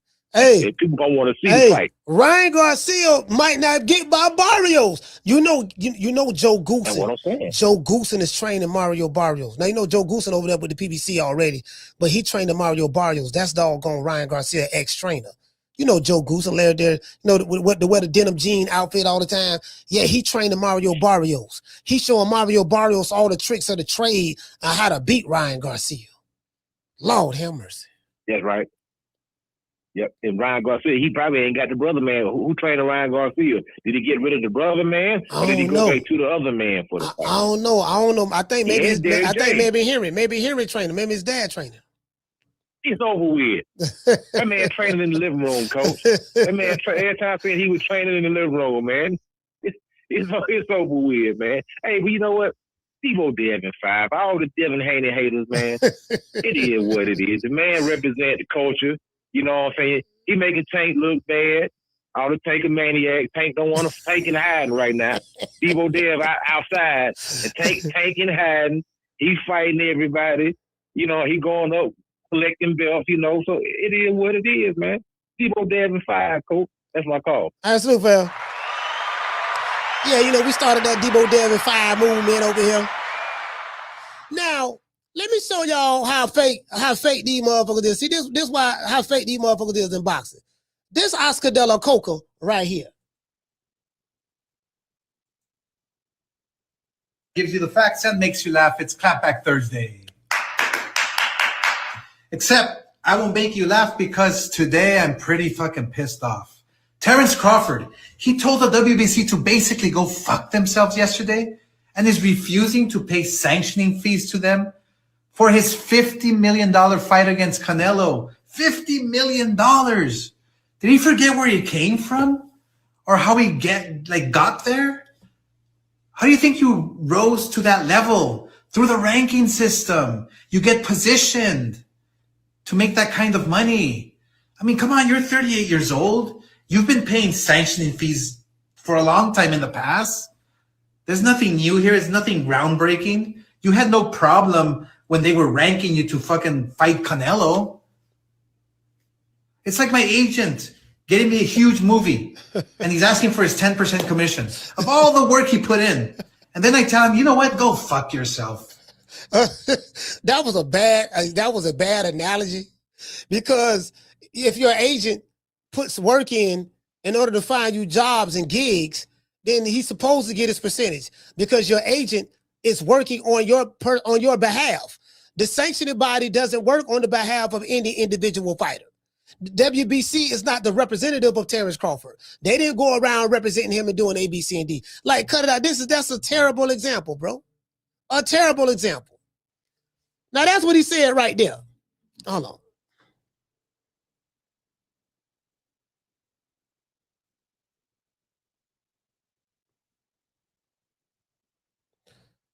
Caller, what's the name of your caller from? What's up, Coach? This is Rico from Naptown. Rico, talk to me. Shout out to the True Media Podcast. Shout out to Bud Crawford. Hey, fuck Oscar De La Hoya. You hear me? Fuck WBC. Hey, King Bud Crawford, all the way, baby.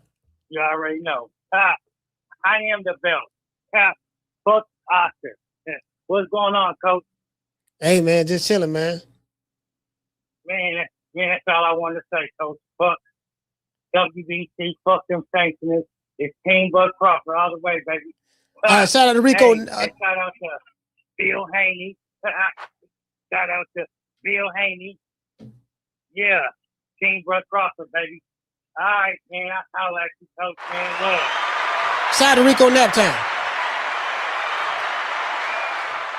Now, this what he said recently. How fair is that? I've heard Crawford say many times that he loves the belts, but suddenly the WBC is the enemy and the ring belt is the only one that matters? I mean, seriously, Suleiman has to be rolling in his grave. Literally. I mean, it sounds like you're reading a script or something. Come on, you've been the ring mouthpiece and the chosen one since they came on board 2 years ago. He said you've been the ring mouthpiece and the chosen one. See, that's what he don't like. He don't like them $50 million because he mentioned that 3 times in there. You made $50 million and you've been the chosen one in the ring's mouthpiece. So he don't like that. He like, this nigga, how this nigga, why you chose that nigga? You chose a nigga? Wait a minute. It took y'all a chic. You're gonna choose a nigga. You're gonna choose a negrito. You're gonna choose him. You're gonna choose him over everybody else you can pick. Why would you do something like that? How are you gonna pay him $50 million? He's from Omaha, Nebraska. That nigga don't deserve that. That's what he's saying. But that's what he said right there. You're gonna talk like the Ring magazine is the only belt? Y'all remember all that? What he just said, right? And then you come back and go back in time. Not too long ago, he was on Club Shay Shay. This was not too long ago. He was on Club Shay Shay, and this is what he said then. Their hard-earned money to be a part of. Like, you literally have to pay a percentage or a big chunk of your purse to the sanctioning, because for a belt, I would rather just buy the belt at the flea market, and, for a couple $100. Right.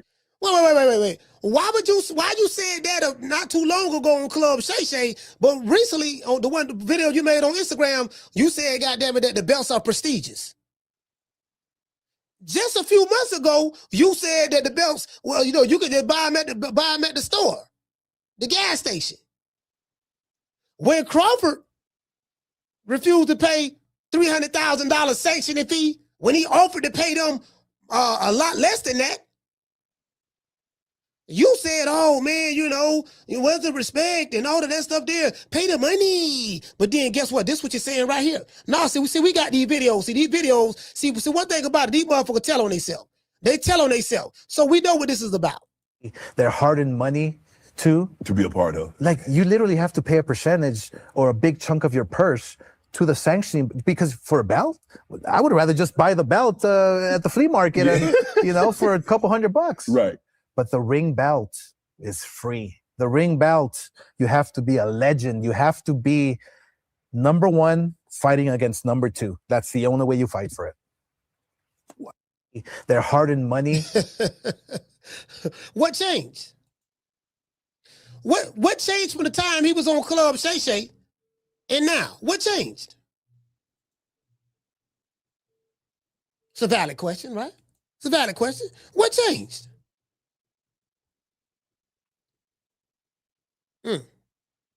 Caller, what's your name? Where you calling from? What's up, Coach? Martin, 2 times. Martin, talk to me. What's going on, man? Coach, real quick with Coach Eddie. I know Coach Eddie, he's funny as hell, man. And sometimes he be on that, revolutionary stuff like that. But to be honest with you, Terrence Crawford was hated more by his own people, man, than anybody else. You know what I'm saying? The only people that called him names was some guys from the LDBC.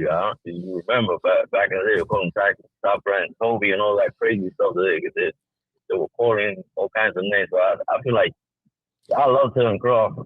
I feel like all the hate he was getting back in the days was all from black people. Not really. No, I mean, it wasn't all for black people because there's a racist Hispanic channel called BDA. Yeah, They like, was yeah, shitting on they was shitting on them over there too. So yeah, it wasn't all from black people. I stand corrected. You're right about that because I used to follow that channel. I stopped following because of that shit. So, and one more thing, Coach, going back to De La Hoya and you know, is fake outrage. I like to call it. If you notice, the fighters get paid more when they become world champions. That we understand that, but the fighters actually make the belt what it is. Well, the fighters make the belt bigger. Ali made the WBC what it is today. The first belt was the WBA. We understand that. And I don't know if you remember a few years back when the WBO first got in the game, it was like the IBO. It was like what the IBO is today. It was nothing. Nobody cared about the WBO. But as soon as Prince Nassim Hamed came in and he won that title and he defended it a few times and everybody wanted to fight the Prince, the WBO kind of like became bigger and became what it is today. If you remember that era, Coach, am I right or wrong? Yeah, I read it over. I read it wasn't following the belts like that, but I take your word on it. Yes, because the WBO actually came in like in the early 90s. And, the main thing was everybody I think the 80s. IBS, I think WBA. the 80s. I think it was the 80s. Like It was the 80s? Yeah, late 80s, yeah. Like 89, 90 probably. Yeah, you're right. Well, that's my thing. Like I felt like when nobody cared about that belt, and once the Prince won it, and the Prince became a household name, the belt became bigger. So, got you, Coach. I'm out here. My first time get the music. All right, salute.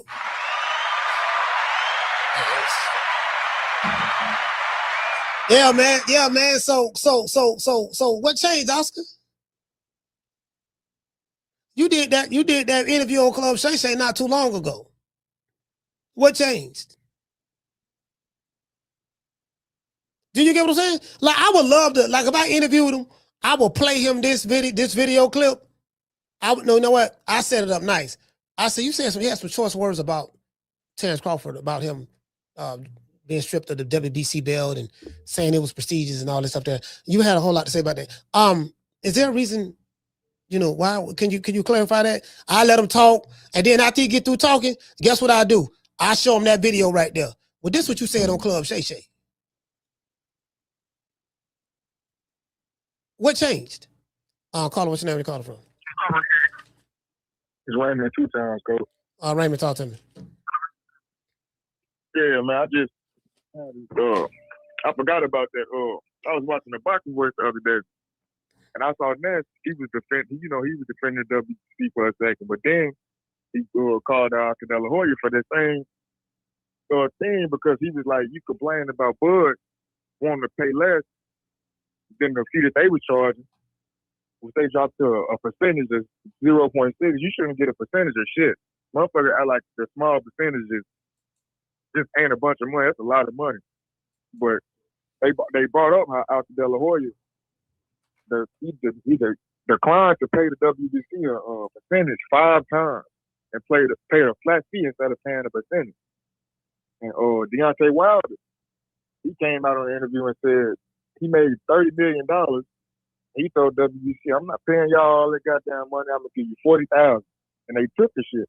Yeah. So it's a bunch of hypocrisy with that type of shit. Like, I don't know why they expect to get this certain percentage from this fighter this time, but like you said, it's a bunch of narratives and stuff being pushed. But that's my call, Coach. All right, salute, fam.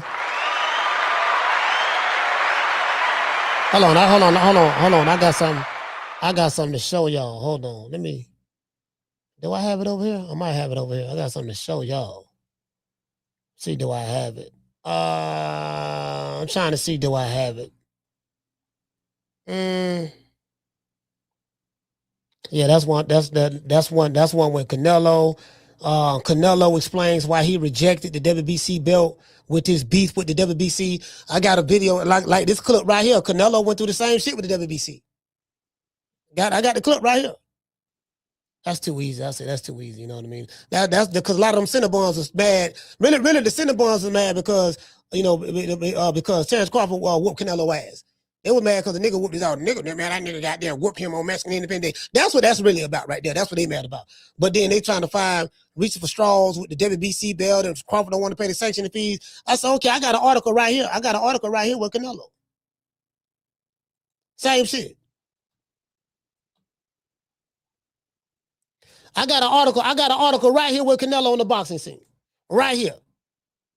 You gotta keep shit in the cut for a motherfucker, you know what I mean? Cause motherfucker be but I'm looking for that one from Oscar De La Hoya though. That's the one I'm looking for. I have one with Oscar.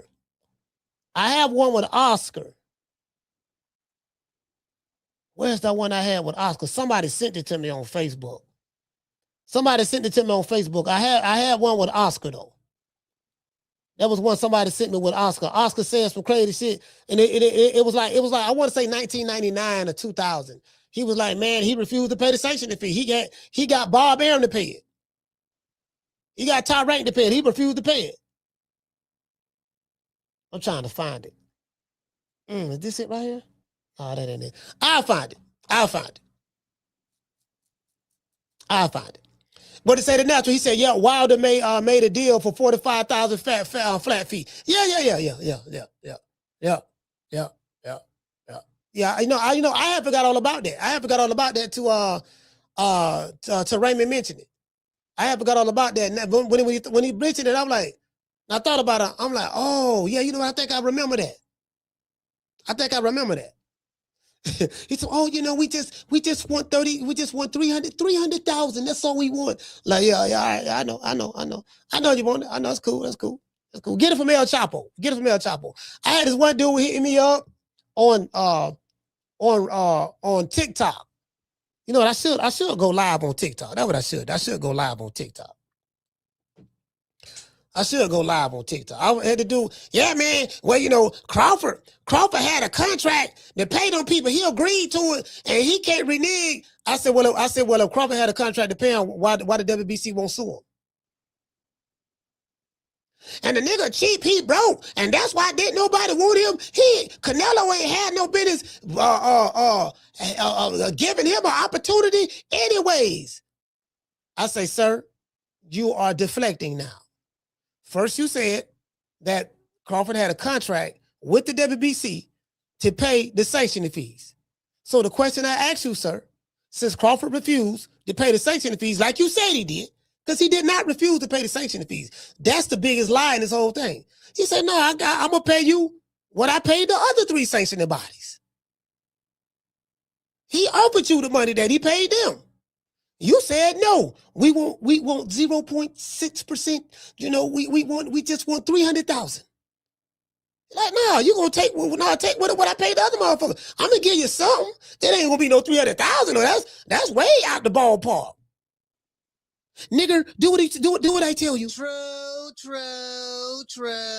And that shit backfired. That shit spread like wildfire on all of the different blogs. Hip hop blogs, Breakfast Club, Club Shay Shay,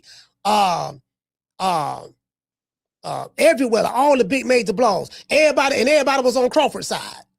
Cameron and Mace, everybody on Crawford's side. Of course, all of the pro Mauricio Suleiman fans and part of a lot of the Mexican fan base, they ride with Mauricio. I get that, whatever. But the shit backfired. And then that video dropped what Oscar De La Hoya said. And then like the brother just called and said, well, shit, motherfucking Wilder paid y'all 45,000. Wow. All them receipts out there, all this fake outrage. And really what it is they looking at Crawford like, well, you represent Ring Magazine. You're the chosen one. Everybody know you're chosen. Okay, well, Oscar, when you came into boxing, wasn't you chosen? Wasn't you the golden boy? Oh. You mad that one of your fighters ain't the one that's chosen. Would you be saying that if it was Virgil Ortiz that was chosen? Would you be saying that if it was Ryan Garcia that was chosen? But a nigga that you don't like and can't control, he the chosen one. Oh, now you got a problem. True. You know what they say? It's cool when they do it. It's a problem when I do it. See, that's what it is. Yeah, man. He trying to beat the system. Okay, well, if he's trying to beat the system, what y'all gonna do about it?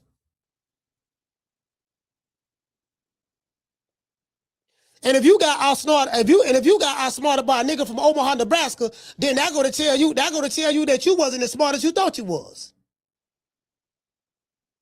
And I say that because you think you're better because, well, you know, we from this city, this and that, and all that stuff there. We in our high, you know, we big businessmen in the sport of boxing. We do big time deals. Yeah, but you got outsmarted by a nigga from Omaha.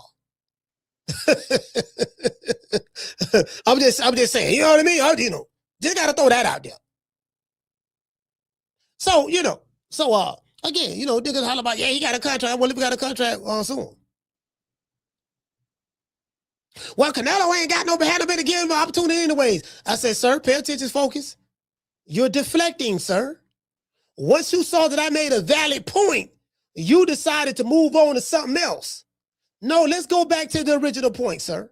Yeah, I do have ADD and stuff like that, but when it comes to getting on one of you niggas' ass, I lock in on you like a pit.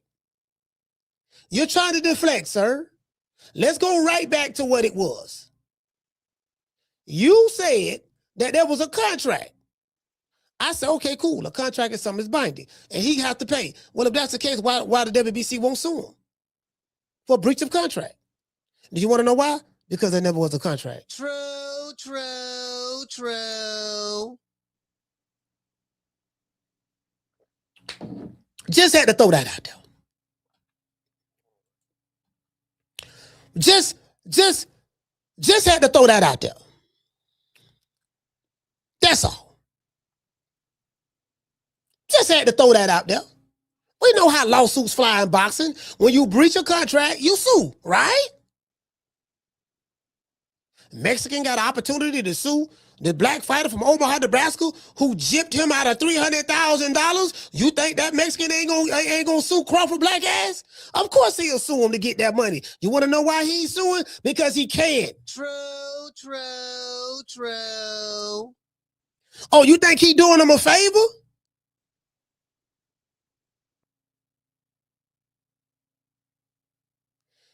Y'all ripping Crawford. He's not showing any respect to the section anybody. He's not showing any respect. Okay, how you feel about Oscar though? How do you feel about Oscar? Their hard-earned money to be a part of. Like you literally have to pay a percentage or a big chunk of your purse to the sanctioning, because for a belt, I would rather just buy the belt at the flea market, and, for a couple $100. Right. But the ring belt is free. The ring belt, you have to be a legend. You have to be number one fighting against number two. That's the only way you fight for it. Oh, that different. That different. Oh, that different now. Oh, that different. Oh, okay, I get it. I get it. I get it. Anyways, man, we're going to take a short station identification break, and we get back, man. Y'all call the show. Good evening, everybody. My name's Funk K, and thank you for watching True Media Podcast with Coach Malachi. True Media Podcast. Did I say that right? Huh. Well, anyway, I got a question I want to ask. Why is it so hard for y'all just to simply hit that damn like button? Huh? Now, Coach Malachi get up every day entertaining y'all when he could really been going out there chilling with his family, eating some neck bone and rice or something like that. But instead, he chose to come up here to entertain y'all, and y'all ain't hitting the like button. Now go hit the like button. Why you ain't hit that like button? Go hit that like button with your hard head cheese looking self. Coach Malachi doing a hell of a job. The least you can do is hit the like button, y'all. Yeah, man, that motherfucker sitting there, boy. I'm trying to tell you, boy. See, that's what I'm saying. It's cool when they do it. It's a problem when we do it. Shut up and stay in your place. Do as I say, not as I do. Hey, that's that. See, that's that. You know what I mean? Y'all remember when you was kids growing up? And your mom and dad, they tell you not to do something, But you see them doing what they told you not to do. You know what I mean? And then you do it, and then they get ready to get on your behind, and you be like, well, mama, I saw you do it. I saw you do it, and all that stuff there. And your mama be like, well, do as I say, not as I do, or whatever you do.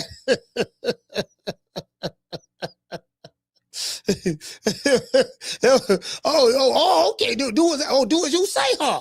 You know what I mean? Like, you know, man, nigga miss me with that bullshit. You get what I'm saying? Remember that shit. Remember your mama be saying that, do as I say, not as I do. Listen, they tell you not to do some shit, but you see them doing some fucked up shit they ain't got no bit to do. They tell you told you not to do, and then you mess around, and you get what I'm saying? Yeah, man. It is what it is. It is what it is. It is what it is, fam. I get it. But see them receipts out there. So all these people making this fake outrage. Well, you know, he's being the mouthpiece for Turkey Al-Sheikh, but you the mouthpiece for Oscar De La Hoya. You the mouthpiece for Eddie Hearn. You the mouthpiece for Mauricio Suleiman. The motherfuckers who the mouthpiece for people are accusing someone else, projecting someone else as the mouthpiece for someone who they don't like. And the only reason you're saying that is because you don't like the individual that you're saying that he's a mouthpiece for, while ignoring the fact that you're a mouthpiece for Golden Boy, Mauricio Suleiman, Eddie Hearn, PBC, and Top Rank. Well, I ain't got a problem here being the mouthpiece. I don't like the person he's the mouthpiece from. Now, if he come on over here and be a mouthpiece for us, then that's different. I'm like, oh, okay. You know what this all about? This shit is fake outrage. One, it's a fighter that you don't like, and two, you don't like Turkey Al-Sheikh. So really, it's a double whammy for y'all. One, I don't like this nigga from Omaha, and two, I don't like Turkey Al-Sheikh, and three, I don't like Dana White. So so it's the Father, the Son, and the Holy Ghost. It's a trilogy that I don't like. Why you don't like the trilogy? Because it's a threat to what's going on in boxing as we know it today. Well, sir, boxing as we know it today, the reason why it's in the condition that it's in is because of the old guard that's still here holding on for dear life. They are the ones who messed it up, and they allowed outsiders to come in their homes and rearrange and disrupt everything. And guess what? They left the door wide open. All that wrong side of the street shit that you reporters was a part of, writing hit pieces, defecating on certain fighters in the media, justifying ducking, avoid certain fights. You get what I'm saying? The old guard was doing all of that. From the old guard reporters who are now podcasters, who still get access to certain fighters with certain promotional companies. Y'all don't like the Sheik from coming in and doing what he doing now. Like it's the level of hypocrisy for me. What you say, Daniel? Exactly, Coach. It's the same reason why Jake Paul became so successful. Jake Paul came to your trap and took over the trap. Jake Paul and Turkey Al-Sheikh, Dana White and Peter Khan, they don't came to your trap and took over the trap. You still complaining while ignoring the fact that you are the sole reason for why things are the way it is right now. You fucked it up. And now you complaining at the change that's here. Change is needed. I don't know whether that change is going to be good or bad, but change is needed. It's clear and obvious that the status quo is not working anymore. It's ran its course. And everything in life evolves. I'll give you a perfect example.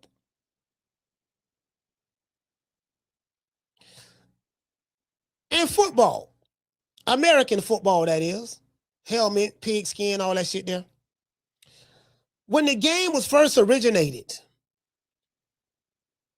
it wasn't the way it is now. They had this big oversized ball.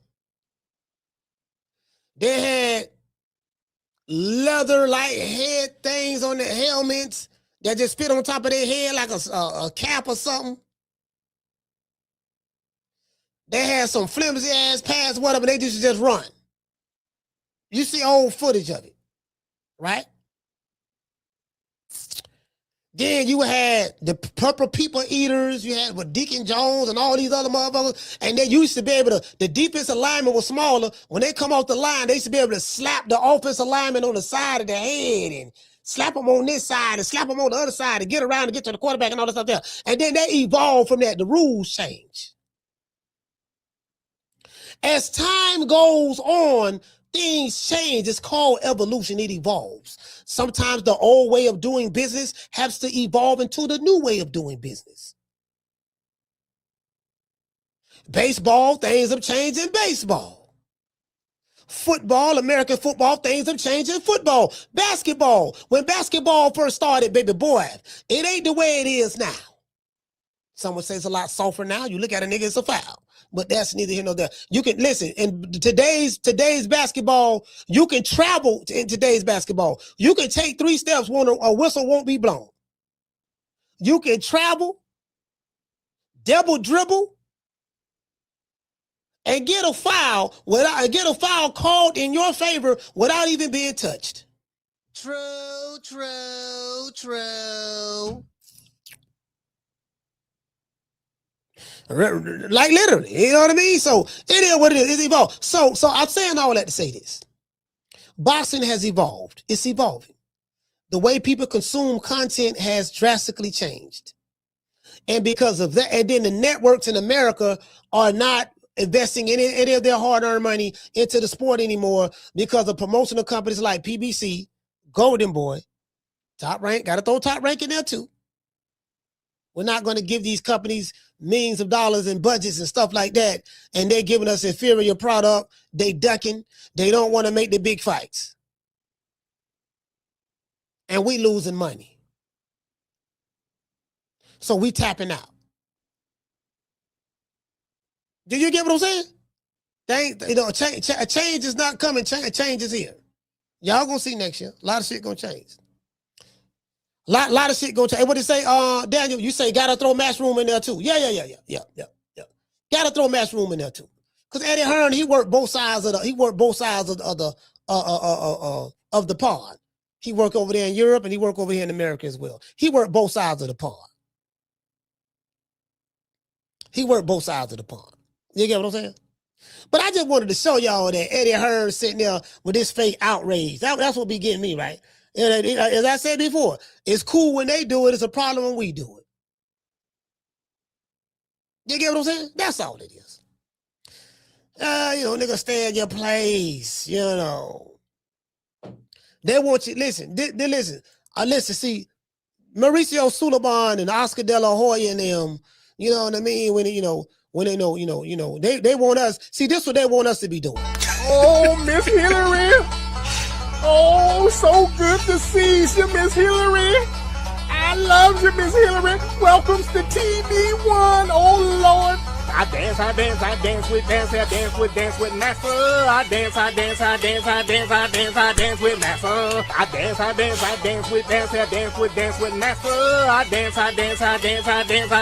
dance with Massa. Yeah, they want you to dance. They want you to dance to their tune until Deebo shows up. Come Deebo. Who?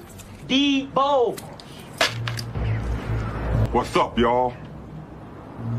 What's up, Red? What you got on my 40, homie? Bro, I was sitting back. Let me tell y'all something. I'm sitting back looking, right? Looking at this Devin Haney shit. I watch X and shit. I say it's 3 fighters that's hated by, it's an overall consensus.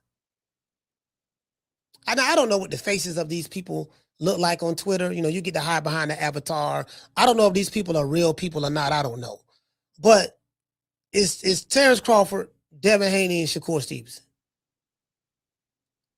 And they are hated by people who look like them, and they are hated by people who don't look like them. So it's a group effort, right? It crossed racial boundaries. Did you get what I'm saying? And I said, what do these guys have in common? Well, they're black. That's obvious. But outside of that, what do they have in common? Because you got blacks don't like these three fighters as well. Well, all three of them are very talented. Okay. All three of them are very successful. Okay. You know, some are more successful than others, but you get what I'm saying. All of them doing better than us. I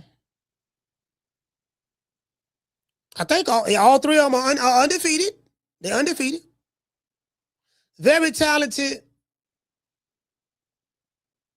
Of course, all of them are black. That's obvious. Well, I don't know. I don't think Shakur Stevenson says he's black. He don't claim the black race. I think he claims his nationality, but I don't. Well, you know, his nationality is American because he was born in America. So, you know, but I don't know what Shakur claimed. I don't been around him, met him, spoke to him, but I don't know what he claimed. I can't speak for him. So I know two of those guys say they black. So I'll go with the two. I can't speak for Shakur. I don't know if Shakur claimed, you know, black race or he claimed. I don't know. I don't know. I don't speak for Shakur, right? But I know two of those guys, they got that in common, right? So let's see. Niggas good. One guy really don't talk that much, which is Bud. He'll be doing the goofy shit. He'll be, you know, you don't see him buying jewelry when, you know, you don't see him doing all that crazy shit. He ain't blowing money. He look like he broke. People pick at him online, say he don't know how to dress. They say he broke, he ain't got no money. And you're right. He broke, he ain't got no money. He right, he got no money. You're right. Just keep believing that. These motherfuckers hate it, dog. But they don't like these. They don't like these niggas. They're like, it's something about these three right here, boy. They just don't like them.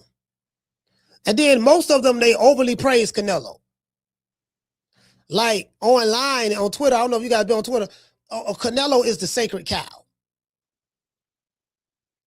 Like if you ain't worshiping Canelo, Canelo is the sacred cow.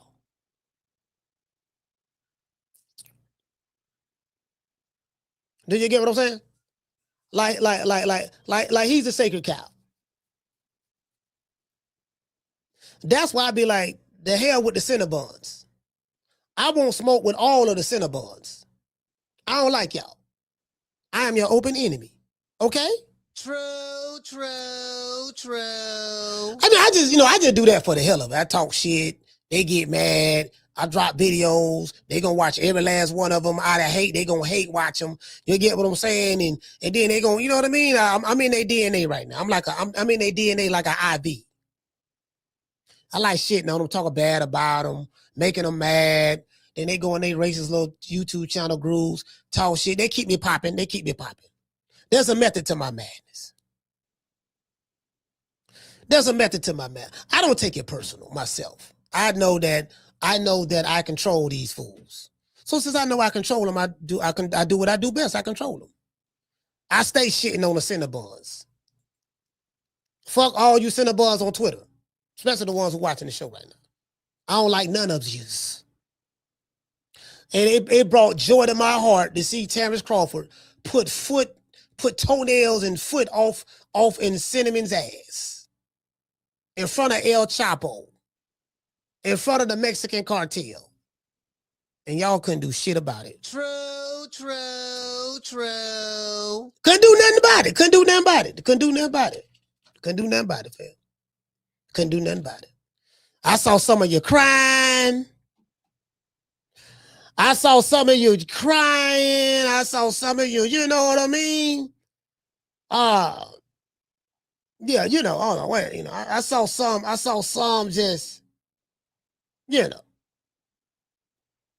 throwing their flags down. I was like, God damn, you throwing the flag down? Like, you know, I saw you. I seen you. See, I seen you. I know you're fake. I seen you. You get what I'm saying? Hold on, I'm looking for it right now. What is old garbage ass? What is old? There's a whole group of you motherfuckers sitting there crying. They were crying like these niggas was crying, bro. Just all together, just crying. I was like, shit. I wanted to get their ass some tissue. See, these niggas, what? They crying. They were just crying. What are you? Hold on, I'm finna find it. I'm finna. Y'all bear with me. I'm finna find it right now. These motherfuckers was crying, bro. These motherfuckers was crying. I said, these ain't no real Canelo fans. How you switch out on Canelo like that? These ain't no real Canelo fans. Soon as the man lose, he lost to a welterweight. Soon as he lose to a welterweight, boy, goddamn. See, that what it is. Hold on, we got to go down memory lane. Let's go down memory lane. The ADD don't kick in. See, that what it was. You're fighting with nobody, and you obviously look like you're a great fighter. But you find out September 13th, this is gonna be different for you. Same shit that everybody else been saying since I moved to 147. I ain't fought nobody. Every last one of them stump a mud hole in their ass, and he gonna be next. Watch. I respect everybody, but if you fuck with me, so it's gonna be different. Last fighters that you fought, they ain't on my level. And I fought everybody. You Since mentioned me one elite fighter, just one. You. Oh, me. Look, when I stump a mud hole in your asses, you're gonna be a nobody. You're gonna be just like everybody else. I try it, but my body just no let me go. And you need to accept it. That's it. I hit Crawford, but no clean shots, like with all my power. He's a great fighter. He's a good fighter. He knows how to move and everything. You're fighting with nobody, and you obviously look like you're a great fighter. But you find out September. Yeah. See. I ain't gonna let you forget. Hey, shit, you know what I mean? I ain't letting you forget. Now, this no Vaseline. You know what I mean? If y'all don't know what no Vaseline is, do y'all know what no Vaseline is? No Vaseline is a song that Ice Cube made when when NWA dissed him, and he came back and dissed him. And in the beginning of the song, you know, he played all of the stuff that NWA was saying about him, like F Ice Cube, and he ain't really from Compton, and this and that, and all that stuff there. And then he started out by saying, "Oh yeah, it ain't over, motherfuckers." No, this shit ain't over. It ain't over. See, this me in Omaha right here. This when I was in Omaha. This me right here when I was in Omaha right here. I was you get what I'm saying? When I was in Omaha, I was in front of Miss Deborah's house right there. I was sitting right there with the flag on. You know what I mean? Just checking in with La Raza. I was checking in with La Raza. You get what I'm saying? Just checking in with them boys. That's all. Let them know. You know what I mean? I had that flag on that buddy threw that other dude threw down in Vegas at the hotel. Miss Black Panther was there. She'll tell you. This ain't no cap. I ain't making this shit up. She'll tell you. Hold on, what them dudes at? Hold on. What the dude that? What he do that was crying? I'm talking about these dudes was crying, dog, bro. Like, hold on, yeah, like these dudes. Oh, I gotta find these dudes. These motherfuckers were crying. I was like, damn, they almost brought a tear to my eye. Shit, I almost cried. I almost shed a tear to myself. Say, God, man, that is kind of fucked up, dog. He ain't have to do that, man, like that, dog. Mexican independent, like he could have. You know what I mean? He ain't have to do that. You know, he didn't really have to do that, man, like that dog. You know what I mean? Not like that. You know what I mean? He ain't have to do that, man, like that. Wait, you know what I mean? I was saying that there, right? Hold on, I'm finna find it. He go right here.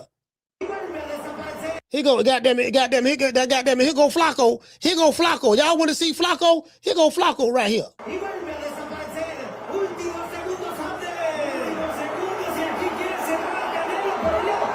¡Dale, Canelo! ¡Dale! ¡Dale, Canelo! ¡Dale! ¡Dale, Canelo!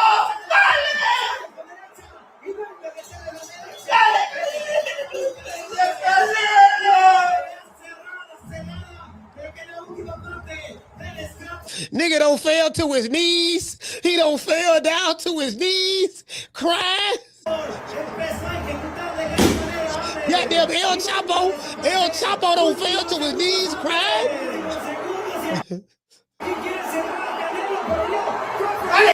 he know Canelo need a knockout. He know he need a knockout to win.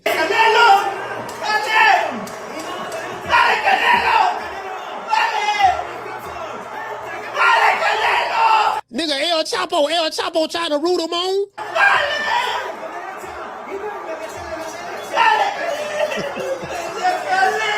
Oh, El Chapo sitting there crying. Oh, man, that fucked up, man. Man, boy, man, you know what, man? What Crawford that, man? That's fucked up, man. That's messed up. Man, he ain't have to do that, man, like that, there. Man, he don't invest in his life savings. He don't invest in his life savings. You told me he was chitty. They say you told me he was chitty. I thought you said, wait a minute. I thought you said he was chitty and he fought nobody. I thought you said he was chitty. That's wrong, that's wrong. He did nothing to you. Yeah. I remember that shit. I remember that shit like it was yesterday, boy. I remember that shit like what them dudes that was crying though. That's one of them that was crying. There's another group of dudes that was crying. I got to find them too. What are other dudes? What are other dudes that was crying? It was some dude. Matter of fact, I passed it. Yeah, I passed it. Yeah, these niggas were crying. Boy, I'm talking about these motherfuckers were crying, bro.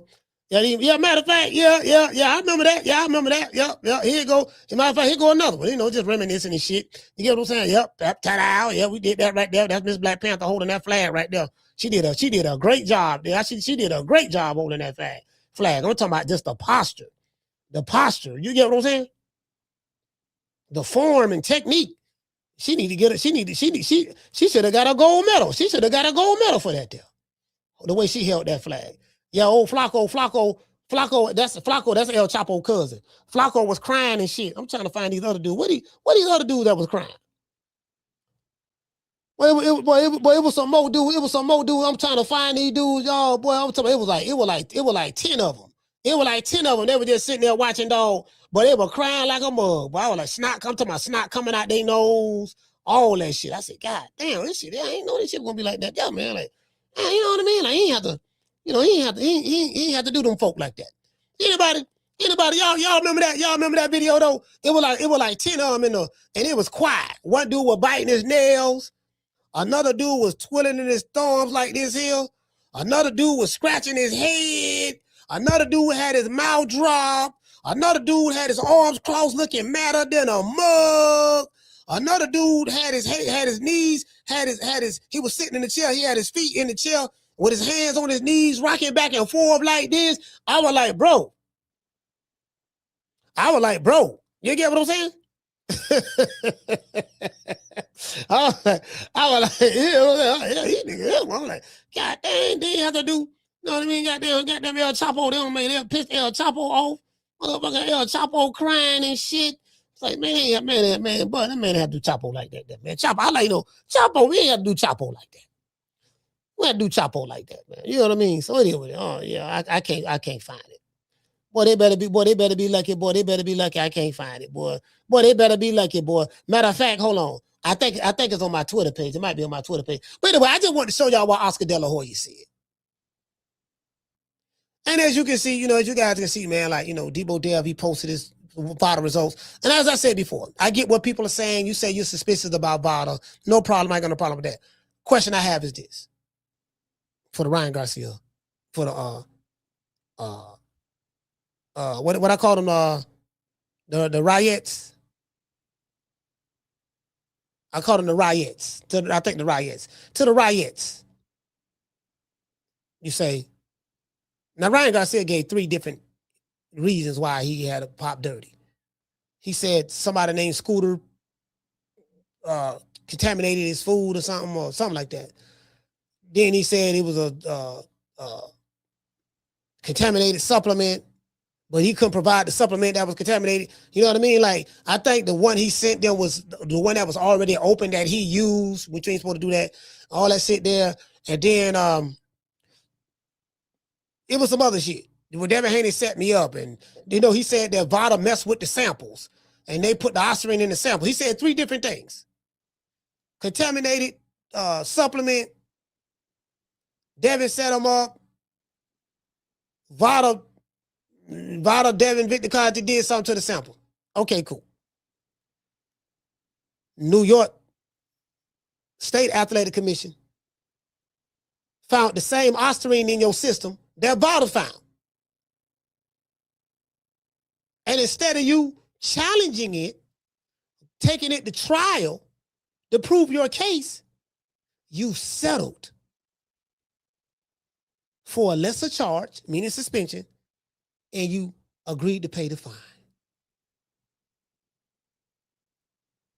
So that tells the story. So I get the people who hate Devin Haney, but how do you get around that? You're going to hate the man for showing he got clean test results. Okay, fine. You have a right to do that. But how do you get around that? New York State Athletic Commission. Let's give everybody a round of applause.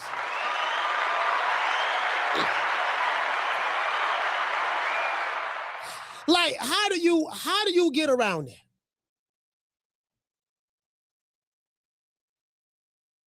Shout out to G5. G5, what's going on? That's all I'm saying. How do you get around that?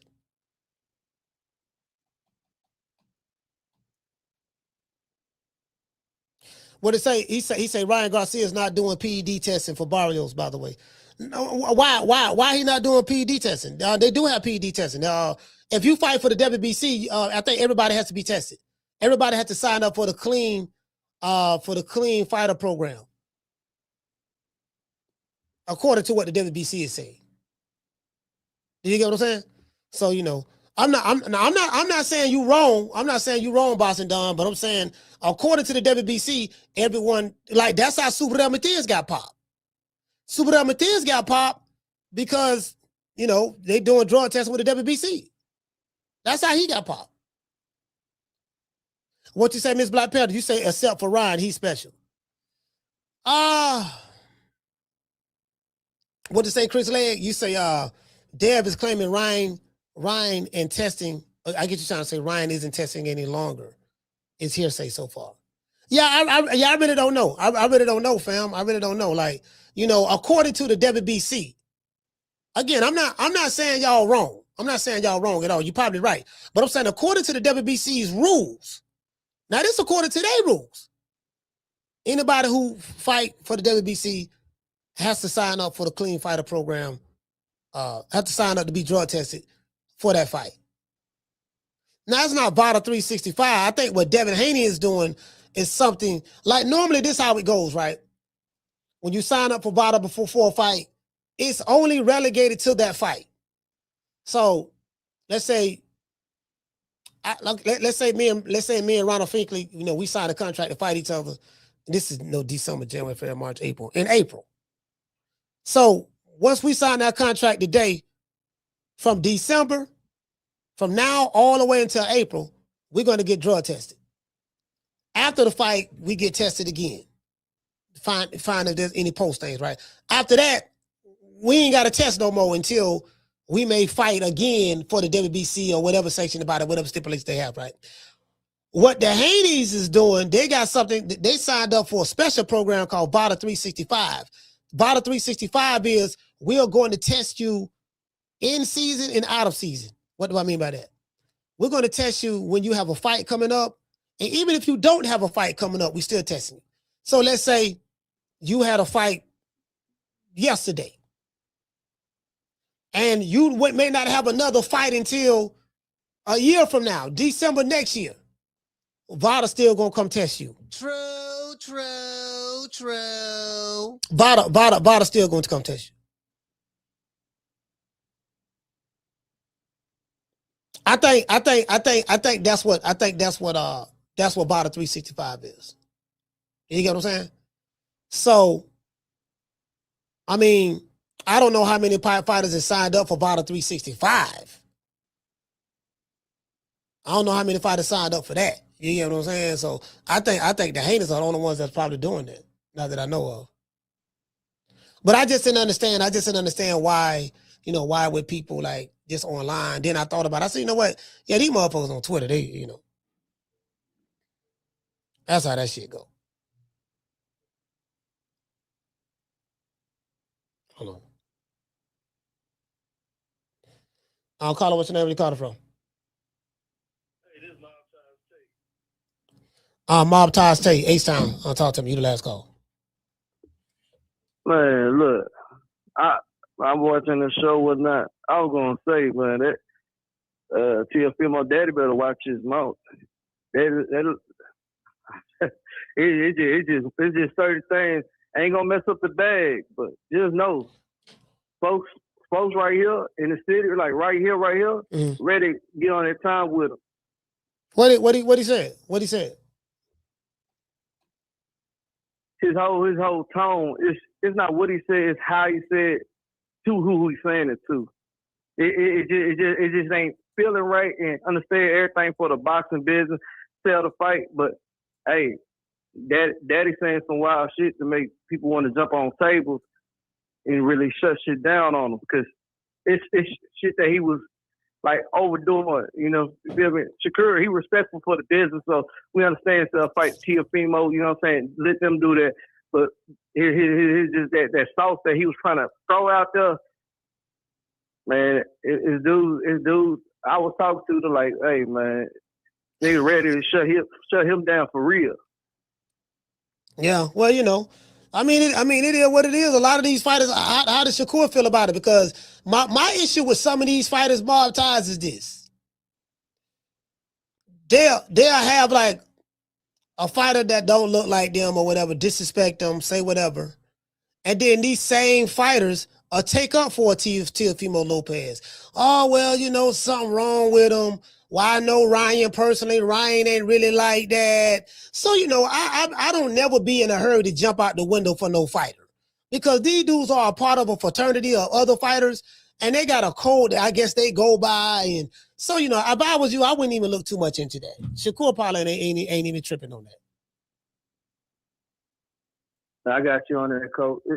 It was just something I was like, man, let me talk to Coach real quick about that. I was like, shit, ain't been a minute since I came up here though, but hey, you got him mad though when you tell him Deebo Dev ain't nothing to play with. Yeah, he ain't. Yeah, Deebo Dev ain't nothing to play with for real, bro. Facts, yeah. There's somebody to believe out of me, shit. Facts. Yeah, all right, Coach. All right, salute, fam.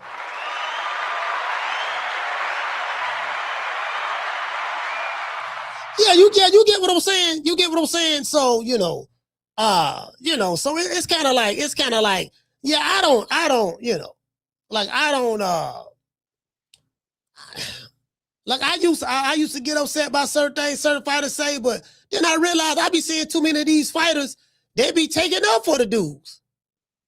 Like the fan be more upset about what a T.O. may have said about a black fight, a black fighter, or what a Ryan may say. The fan may be more upset than the actual fighters. I see some of these same dudes taking up for these guys. So I'm like, yeah, I don't get involved in that, bro. Whatever some fighters got going on, they going through, yeah, I don't get involved in that. The other shit I'll fuck with. I'll fuck with promoters. I'll fuck with manager, well, not really managers, but promoters. I'll fuck with the promoters and the matchmakers and the fanboy shit and all that. I'll fuck with that. But when whatever issue the two fighters got, like Tank fans. Tank fans feel they don't like Terrence Crawford because Tank don't like Terrence Crawford. Like, I'm the type of guy, I don't take the position of the fighter that I like just for the sake of taking it. It's some people that I fuck with that Bud don't like, I still fuck with him. And there's probably some people that he fuck with that I ain't really too crazy about, but it is what it is. So, I don't, my fighter don't like it, I don't like it. I don't, that ain't me. That ain't me. I don't take that position. I don't take that position. You get what I'm saying? Like some of these motherfuckers is zombies. And then another thing, like even with Tank, me mentioning the Tank situation, like Tank openly shit on his fans. He tell them, and they love him. The more he talk shit about him, the more he love him. He tell them, man, shut up and be a fan. Get off my dick. Stop worrying about how much money I'm making. Like Tank have said all of these things to his fans online, and they love it.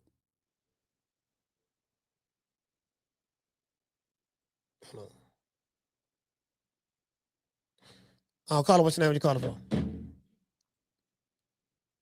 Hey, what up, Coach? This is Will from Philly. Will from Philly. Talk to me. Hey, yo, coach. So you feel like Devin Haney was worthy in that match against Brian Norman? Do I feel like he deserved that win? Yeah, he won. Yeah, of course he Do you deserved feel like he deserved that win? Yeah, absolutely. Can't be, homie, because you ain't see what I saw, homie, because what I saw you couldn't have seen, homie. Let me tell you what happened. Haney dropped Brian Norman early in the round, right? Boom. Then the rest of the fight, soon as Brian Norman trying to get his shit off, it looked like he's doing something, Haney get to grabbing. Now, look, let me tell you something. Now, the next fight was who? The Mexican Master, right? What you saw? Benavidez wasn't doing no grabbing, homie. We flinging. Oh, we throwing blows. I'm gonna give you a chance to connect. I ain't holding you, homie. I'm gonna let you get your shit off. Devin Haney don't let niggas get their shit off, homie. He's scary, homie. I can't get behind no scary punk like Devin Haney, homie. Get behind Benavidez, homie. He the king of boxing. He the face of boxing. Nobody could beat him. And tell Usyk we want him because Terrence Crawford look like he ain't stepping up to the plate, homie. Talking all that goat shit. Come see us, homie. We waiting. Anybody, step up. Who is we? Wakanda, nigga. Oh, Wakanda. All right, salute, fam.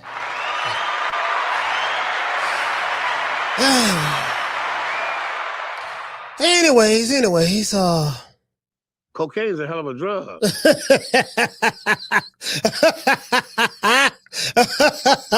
Cocaine's a hell of a drug. Yeah, ooh, Lord have mercy, boy. Yeah, you gotta leave that shit there alone, there, boy. Ooh, Lord, you know, that's that 2026 coke right there. That 2026 coke ain't came out yet. And that's that 2026 right there, fam. You gotta leave that shit there alone, fam. Cocaine's a hell of a drug. So you need to do like me. You just need to just stick to the sticky icky. The stickiest of the icky.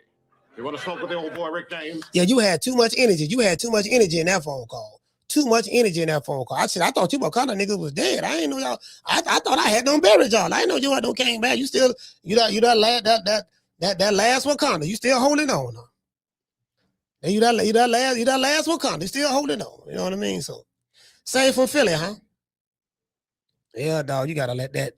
Yeah, you gotta let that go, fam. You gotta. You know what I mean? It's Carla, what's your name? Where you calling from? Yo, coach, this is Mason from Flint, Michigan. What's going on with you? Hey, Mason, talk to me, fam. Hey, man, what's going on in the world, man? You got goofy niggas calling up here talking that dumbass shit. Niggas, you don't sit your goofy ass down with that goofy ass shit. Talking all this we shit like you got a turd in his pocket or something. Nigga, ain't no we in this. It's them and that's it. You know what I'm saying? Shut the fuck up and be a fan, nigga. This nigga talking about he want to see Crawford fight Usyk. Yeah. Did I hear that correctly? Man, I don't know what he was saying. He said Usyk can get it. He said we gonna get him. I'm like, when he said we, who? Like, I was trying to figure out. That's why I was like, who is we? Like, you know, he's saying we. You know what I mean? Like, nigga, you running miles too? You getting in the ring? Who you fighting? Exactly. That's all I'm saying. Ain't no we, nigga. Shut the fuck up and be a fan, nigga. Do what your favorite fighter told you to do. But yeah, man, it's a lot of too much dick pulling and dick eating and ducking going on in the game, man. Too much of this, man. We gotta restore some order. You got the nigga out here with 2 last names, no promoter, no network. He's just a free agent out here with no name behind him, telling niggas to get their name up. Duck Jermaine Ortiz, Duck Gary Antoine. Yeah, he had a little back and forth with Keyshawn. I think Keyshawn will get him, but I doubt it if that fight happens. But yeah, man, the game needs some regulating in it, man. Needs some order, man. The game needs some order. You're right. The game, the game needs some regulation and order. As far as this Theo Shakur shit, I don't see that being a very interesting fight. Like you say, just the style matchup. So if anybody, suffering from insomnia and you need to get some sleep, January 30th, they'll have a little session for you to watch, and your ass to be able to fall right to sleep on that shit, because that shit ain't gonna be good. It ain't gonna be that Oshaki cool boy step shit we seen. I think we got two niggas that's about to have a cat fight, and that shit gonna look bad, coach. Man, look That's here, just man. my personal opinion. Hey, look here, man.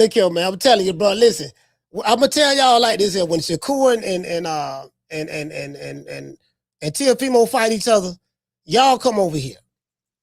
I'm telling you, y'all gotta come over here and just listen to me call the fight. Cause I'm gonna call it a lot better than I'm telling you, because the style of fight that I'm envisioning that's gonna happen in that fight between Shakur and Teofimo, you're gonna need somebody that's gonna have some excitement that's gonna call. You get what I'm saying? I'm telling y'all right now, y'all better come over here, boy. Cause I think that's gonna be a defensive fight. I really think that's gonna be a defensive fight. Like I'm telling you, I really believe that.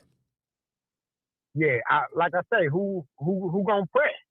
Who gonna do the stepping? You know what I'm saying? Who gonna be the first nigga to come forward? Pause. I think Tio gonna step, but it's gonna be a lot of feinting and this and that, and Teofimo and Shakur are very familiar with each other. They sparred each other quite a few times and came up in the amateurs and this and that. And I'm like, man, I'm thinking Shakur got them cat-like reflexes, and I don't think Shakur's gonna fight Teofimo the way he fought William Cepeda, because Teofimo has a different style of William Cepeda. So, Teofimo is very athletic. I think he's way more athletic than Shakur. However, just from a defensive standpoint, and then Shakur got a mean jump back game, but Teofimo got a mean jump back game as well. So somebody had to mention that to me, because I forgot about Teofimo can jump back. But Shakur got a mean jump back game, and he is the least hit fighter in boxing. So, if he don't want to be hit, you ain't gonna hit him. Nah, not at all. And that nigga ain't afraid to get on his bike and circle that motherfucking ring for 3 minutes at a time. And that's a fact, coach. But that's my call, my nigga. I appreciate you. Yes, sir. Salute, fam. Yeah.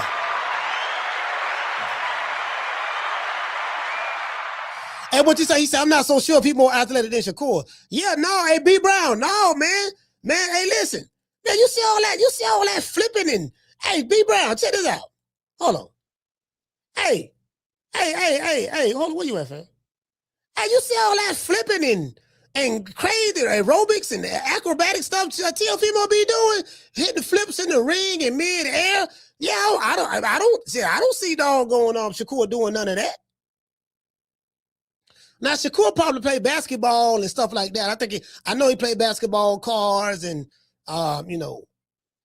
cornhole and table tennis and stuff like that. But yeah, no, hey man, listen, man, that boy Tio, very athletic. Man, shit, that man be doing some crazy shit, man. You hear what I'm saying? So I don't know, man. I don't know, bro. You know what I'm saying? I'm like, man, I just think that stylistically that's gonna be one of those fights. It's gonna be one of those fights, fam. Yeah, I think it's gonna be one of those fights. Caller, what's your name? Where you calling from? I do that, coach. It's Nigel from the UK. You all right? Yeah, Nigel from the UK. Talk to me. You've just been speaking about the Shakur and Tio fight, and I want people to understand Tio has always relied on his athletic ability as opposed to his boxing acumen. Right. And this is where I think Shakur is more superior, basically. And I think that Tio's power hasn't carried from lightweight, because he was the bigger man at lightweight. You know what I mean? But now he's come up to a more natural weight. It doesn't carry. I think Shakur has got him. I think Shakur's got a little bit more pop in his shots. I think he's more technically sound. You know what I mean? And I think getting in the ring with people like Oscar Valdez, William Cepeda, and things like that, I think Shakur definitely has the edge, because I just think he's just all round just a better fighter. You know what I mean? There's no doubt in my mind there. I mean, Tio could cause him problems, but I think with Tio, he's too much of a count. He's not good coming forward. You know what I mean? He's more of a counter fighter. Do you know what I mean? Counter puncher. Yeah. I think Shakur. Yeah. I think Shakur's got this one. Yeah, definitely do. And that's my call, coach. Just want to say, yeah. All right, salute, fam. No, man. Hey, what you say, Miss Black Panther? Say Tank do flips too, coach. No, man, Tank ain't athletic like Tio. Tank got to jump on the top rope and do a flip. No, like you need to watch. I'm talking about Teofimo is like a gymnast, like. Did you get what I'm saying? Again, I don't like Teofimo, but I'm telling you, that dude very athletic, bro. Like he got that spring in his step. Like you got to go back and look at Teo do a lot of athletic shit. Like that motherfucker athletic, bro. Like for real, he's very athletic. I give him that. You get what I'm saying? So I mean, it is what it is, man. Shakur Teo, that's a pick on fight to me. Like, Teofimo is known, he have his best fights, like his step up fights that when he's fighting the big name guy or the top dudes or whoever those guys may be, he always have his best fights. When he fighting dudes that's kind of mediocre, he don't fight that well. George Camboso, Sandor Martin, you know what I mean? Stuff like that. Jermaine Ortiz, when he getting there with those top name guys, he do step up. So I think this gonna be it's gonna be a great fight. Again, I don't have a dog in the race. I'm not emotionally invested in Shakur Stevenson nor Teofimo Lopez. May the best man win in that fight. So I don't know. I mean, Shakur is favored by the odds makers. Me personally, I think that fight gonna be a lot better fight. I think it's gonna be a really, really good fight and all that stuff there. And Teofimo can't be counted out in this. You get what I'm saying? So it is what it is. I mean, Shakur gonna be Shakur. He gonna do his thing. It depends on what style he chooses to fight with. He has cat-like reflexes. He has been training with Crawford. Shakur is fast, speed, timing. Teo hasn't been in the ring with someone with the skill set of Shakur Stevenson, like in the ring. I mean, outside of a Lomachenko. But yeah, this dude, Shakur got quick cat-like reflexes. It's gonna be hard for Teofimo to land a punch on him. I'm not saying he can't hit him, but it's gonna be kind of hard to land a punch on him. But like I say, if Shakur don't want to be hit, you ain't gonna hit him. It's two fighters. It's two fighters in boxing that's currently boxing right now.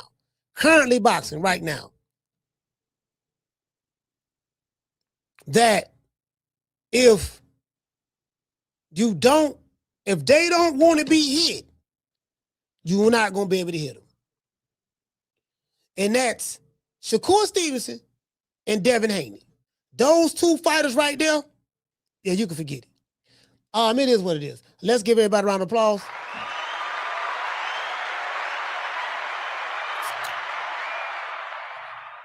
Shout out to the face of boxing. Me, the fans, we feeling like you not getting the best fights you supposed to. But we know Tank can fight anybody. Why is that? For me, we want to see you fight Lomachenko. We want to see you fight Devin Haney, Teofimo Lopez, motherfucking all the top who they say is the 4 horsemen and they anywhere around your weight class. We want to see it happen. When we gonna see it happen? I'm not sure. I ain't got That's nothing to do. that was real shit. That's some real shit. I don't know. That's like, how many times you don't went in there and said, I want these niggas, man? to be honest, I ain't never said it.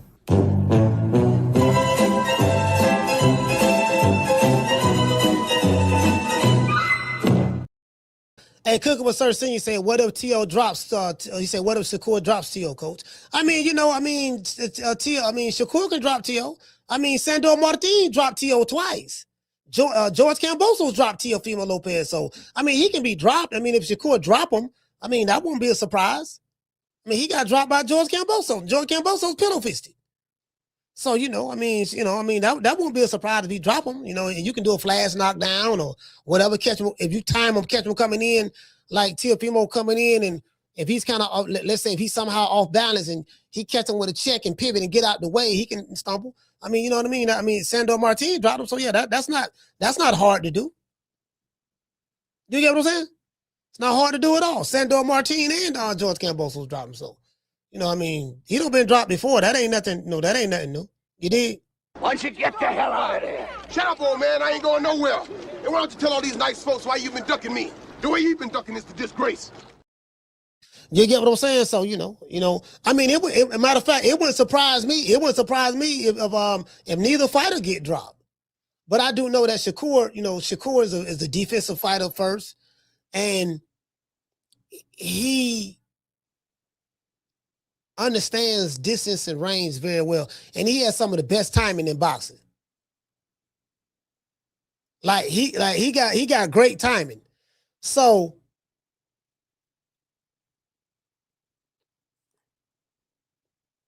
and he got good footwork. He got good footwork. Teofimo has great footwork, and Shakur Stevens got good footwork. So that's what I was saying. That's what I was saying, bro. Like I just think this gonna be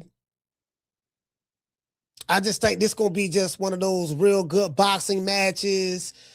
Some of the fans gonna walk away and say it was boring. Oh, this shit was boring, man. It's gonna be like one of those. I think it's gonna be like one of those. Something like that when I don't know, when Tio fought Jermaine Ortiz, but Shakur is better than Jermaine Ortiz. So, but you get what I'm saying? Oh man, like Tio has a problem with like those pure black boxers with great footwork, like Sandor and stuff like that. Some of them, Jermaine Ortiz, and so we'll see how that work out. But to me, this is an even fight. It's an even fight to me. You get what I'm saying? So it is what it is, man. Y'all know what time it is, man. Shout out to the hood. I want to thank the whole hood who came out here. I love y'all. I did this for the hood. Y'all know I beat that boy. You get what I'm saying? As I said before, I don't like Teofimo Lopez personally, but I can't allow my dislike for him deny that he is a phenomenal talent. He's a great fighter. And that motherfucker step up. His step up fights, he step up and come to fight. So those are the facts. Sit your $5 ass down before I make change. It is what it is, and we'll see what's up. We'll see how Shakur and these two guys pretty much, play it. When they play it by ear or whatever the case may be, you dig? So it is what it is. Y'all know what time of TI is, man. I'm gonna give everybody a shout out. Shout out to Master Goku. Shout out to Summer in November. Shout out to Nate the Great. Bishop Bullwinkle. Who else we got, man? Shout out to Major League. Hannibal. Shout out to Miss Connie. Miss Black Panther. Shout out to Big John Doe. Curtis. Shout out to JC. Let's see. Shout out to Roman. Shout out to Raw. Shout out to Romaine, man, and shout out to Raymond. Sorry about that. Raymond from Illinois. Shout out to Martin from Jersey. Coach Eddie, ATL. Shout out to Rico from Naptown.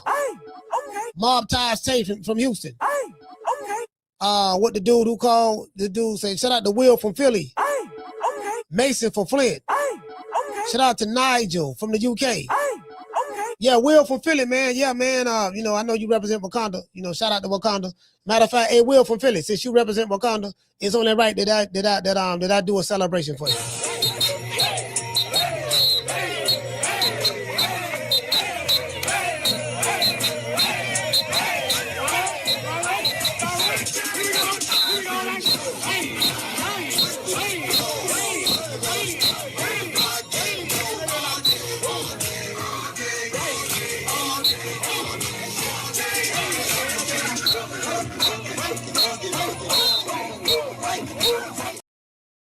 Now you say you from Philly now. Some of you niggas be capping. Some of y'all be capping, be saying, "Yeah, I'm from such and such." I'm like, yeah. He don't want to claim where he from. So he don't want to claim where he from. So some of these dudes be ashamed of where they from. I'm like, dude, rep where you from? Shout out to Trey. Shout out to Tony Montana. I had this one dude tell me he was from Texas or some shit. He would never tell me what city he was from. He say but the nigga name was Money. What was his name? Money B? Money B or B Money? B Money from Texas or some shit. No, E Money. Was it E Money? Yeah, E Money. He said, yeah, E Money from Texas. He said, well, yeah, call him. What's your name? Where you called him from? This E Money from Texas. You a coon. You this, you that. You some bitch. This and that, such. All that stuff that made the call here had me laughing, man. I used to laugh at him so much. I guess he felt embarrassed. He stopped coming over. I don't know what it is. Shout out to Keisha. Shout out to Wanda Great. I don't body so many of these dudes, man. Like I left a carnage. I don't body so many of these dudes. They don't even come over here anymore. You get what I'm saying? Like, man, shout out to Cooker and Sir Senior. Ron J, salute fam. Big John Doe, what up, Doe? Shout out to Corey from Miami.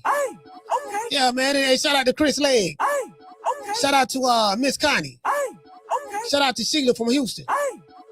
Yeah, like I don't got shout out to Damon from Baltimore. Hey, I feel disappointed. I'm upset with my haters. I'm upset with y'all, man. My haters, man, like, bro, y'all was on y'all game for like a good 4 years. a good 4 years, y'all was fighting strong. I don't knock the fight out of all of y'all. Like, I don't knock the fight out of them. Like, man, like, fam, y'all was good, dog. Now, I ain't gonna lie, y'all lasted 4 years. Y'all lasted longer than I thought. You know, take solace in the fact that, you know, you just lost to a bad boy. You lost to a bad mofo. I'm a bad boy. You know, you know what I mean? Like, I body boxing communities. I body groups of trolls, destroy different social media platforms. You know what I mean? Like, I'm good at what I do. I've been doing this since I was 5 years old, so I got a lot of experience. So you boys really was in over your head. You really didn't know what you was getting into. But don't worry about it. You know, charge it to the game, baby boy. You know, just regroup, recalibrate, come back strong in 2026 and see what you can do with me. True. See what you can do with me in 2026.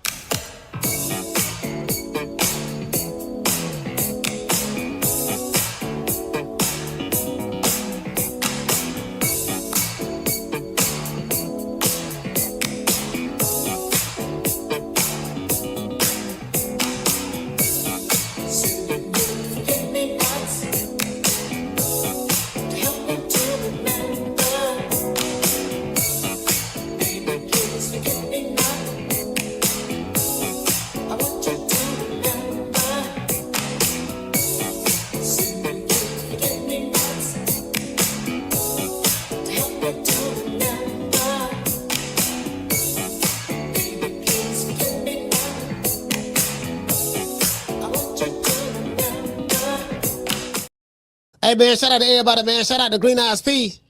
Okay. Shout out to Mr. Bori. Okay. Miss Connie. Okay. Shout out to Chris Legg. Okay. Shout out to Dr. Tony, man, DMV. Okay. Dr. Alley. Okay. Miss Black Panther. Okay. Tony Montana. Okay. Shout out to Cooking with Sir Senior. Okay. Shout out to Clinton. Okay. Shout out to that 90s chick. Okay. Shout out to the Goddess. Shout out to Nate the Great. And shout out to everyone else and shout out to La Jessica, man. Shout out to La Jessica. And I'll catch you guys tomorrow on the next one. You know my motto. Don't meet me there, beat me there. Peace. I got a surprise for y'all. Got an interview coming up, man. And we finna get it cracking, man. Things are looking up. You did? Man, I'm out of here, bro. Let's go. Man, I'm out of here, bro. Let's go.